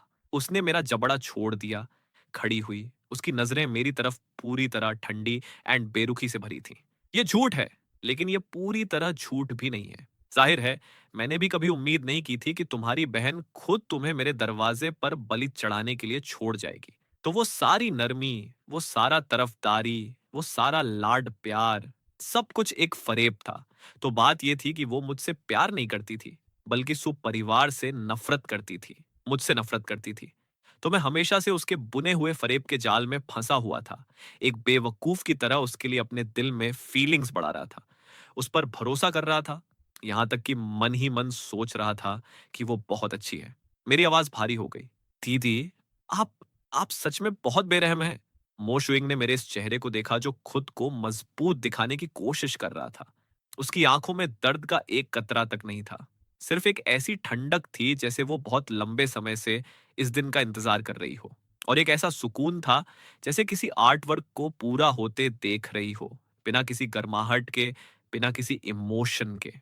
बेरहम, जो तुम्हारे सुपरिवार ने उस समय मेरे साथ किया था, उसके सामने मेरी यह छोटी सी चाल क्या मायने रखती है? उस दिन तुम सब ने मेरा सब कुछ छीन लिया था। मेरे पास रोने तक का हक नहीं था। अब यह सिर्फ तुम्हें उस दर्द का एक छोटा सा हिस्सा चखाने के लिए है जो मैंने झेला था। और सही समय भी आ चुका है, तो तुम अब चाहकर भी मेरे बिना नहीं रह सकते। सही कहा ना? मैंने अपने दांत कसकर भींचे। अगर तुम्हें सुपरिवार से नफरत है, तो सीधे मुझ पर वार करो। ये घुमावदार खेल खेलना बंद करो। सीधे तुम पर वार करूं? ये तो तुम्हारे सुपरिवार के लिए बहुत बड़ा तोहफा होगा। अपनी बहन से मदद की उम्मीद तो भूल ही जाओ। इस समय वो खुद को बचाने के लायक भी नहीं बची है। दरवाजा जोर से बंद कर दिया गया एंड खिड़की के बाहर धीरे धीरे अंधेरा छा गया। चांद की रोशनी पर्दों के बीच से छनकर अंदर आ रही थी, कमरे में एक पीली सी चमक बिखेरते हुए। मैं उस बंद दरवाजे को एक तक घूरता रहा। अब से वो शुइंग नाम का मतलब कोई नरमी या लाड प्यार नहीं था, बल्कि नफरत, दर्द एंड एक ऐसा नसीब था जिसे मैं ठुकरा नहीं सकता था। मैंने अपने दोनों हाथ कसकर भींचे। उस दर्द ने मेरे दिमाग को थोड़ा ठिकाने पर लाया। मैं इतनी आसानी से हार नहीं मान सकता। मुझे इस पूरे सच का पता लगाना ही होगा। मैं जानना चाहता हूं कि आखिर 10 साल पहले क्या हुआ था। मैं जानना चाहता हूं कि सुपरिवार के खिलाफ उसका अगला कदम क्या है। मैंने फोन की स्क्रीन पर नजर डाली। वहां एक अनजान मैसेज आया हुआ था। क्या तुम्हें लगता है कि मोशुइंग का बदला सिर्फ सुपरिवार तक ही सीमित है? उसके पीछे एक ऐसा इंसान खड़ा है जो कहीं ज्यादा खौफनाक है। अपने आसपास के हर इंसान से सावधान रहो, यहां तक कि उन पर भी जिन पर तुम सबसे ज्यादा भरोसा करते हो। जिस पर मैं सबसे ज्यादा भरोसा करता हूं, वो मेरी बहन है। ये जी, या कोई और? ये मैसेज मोशुइंग के मेरे कमरे से निकलने के ठीक 1 मिनट बाद आया था। इसे भेजने वाला कौन है? इस इंसान को इतना सब कैसे पता है? वो इंसान दुश्मन है या दोस्त? मैंने फोन को कसकर पकड़ा। मेरा दिल जोर जोर से धड़कने लगा। मेरी पीठ पर ठंडे पसीने की एक बूंद तैर गई। अब जाकर मुझे एहसास हुआ है कि यह खेल तो अभी सिर्फ शुरू हुआ है।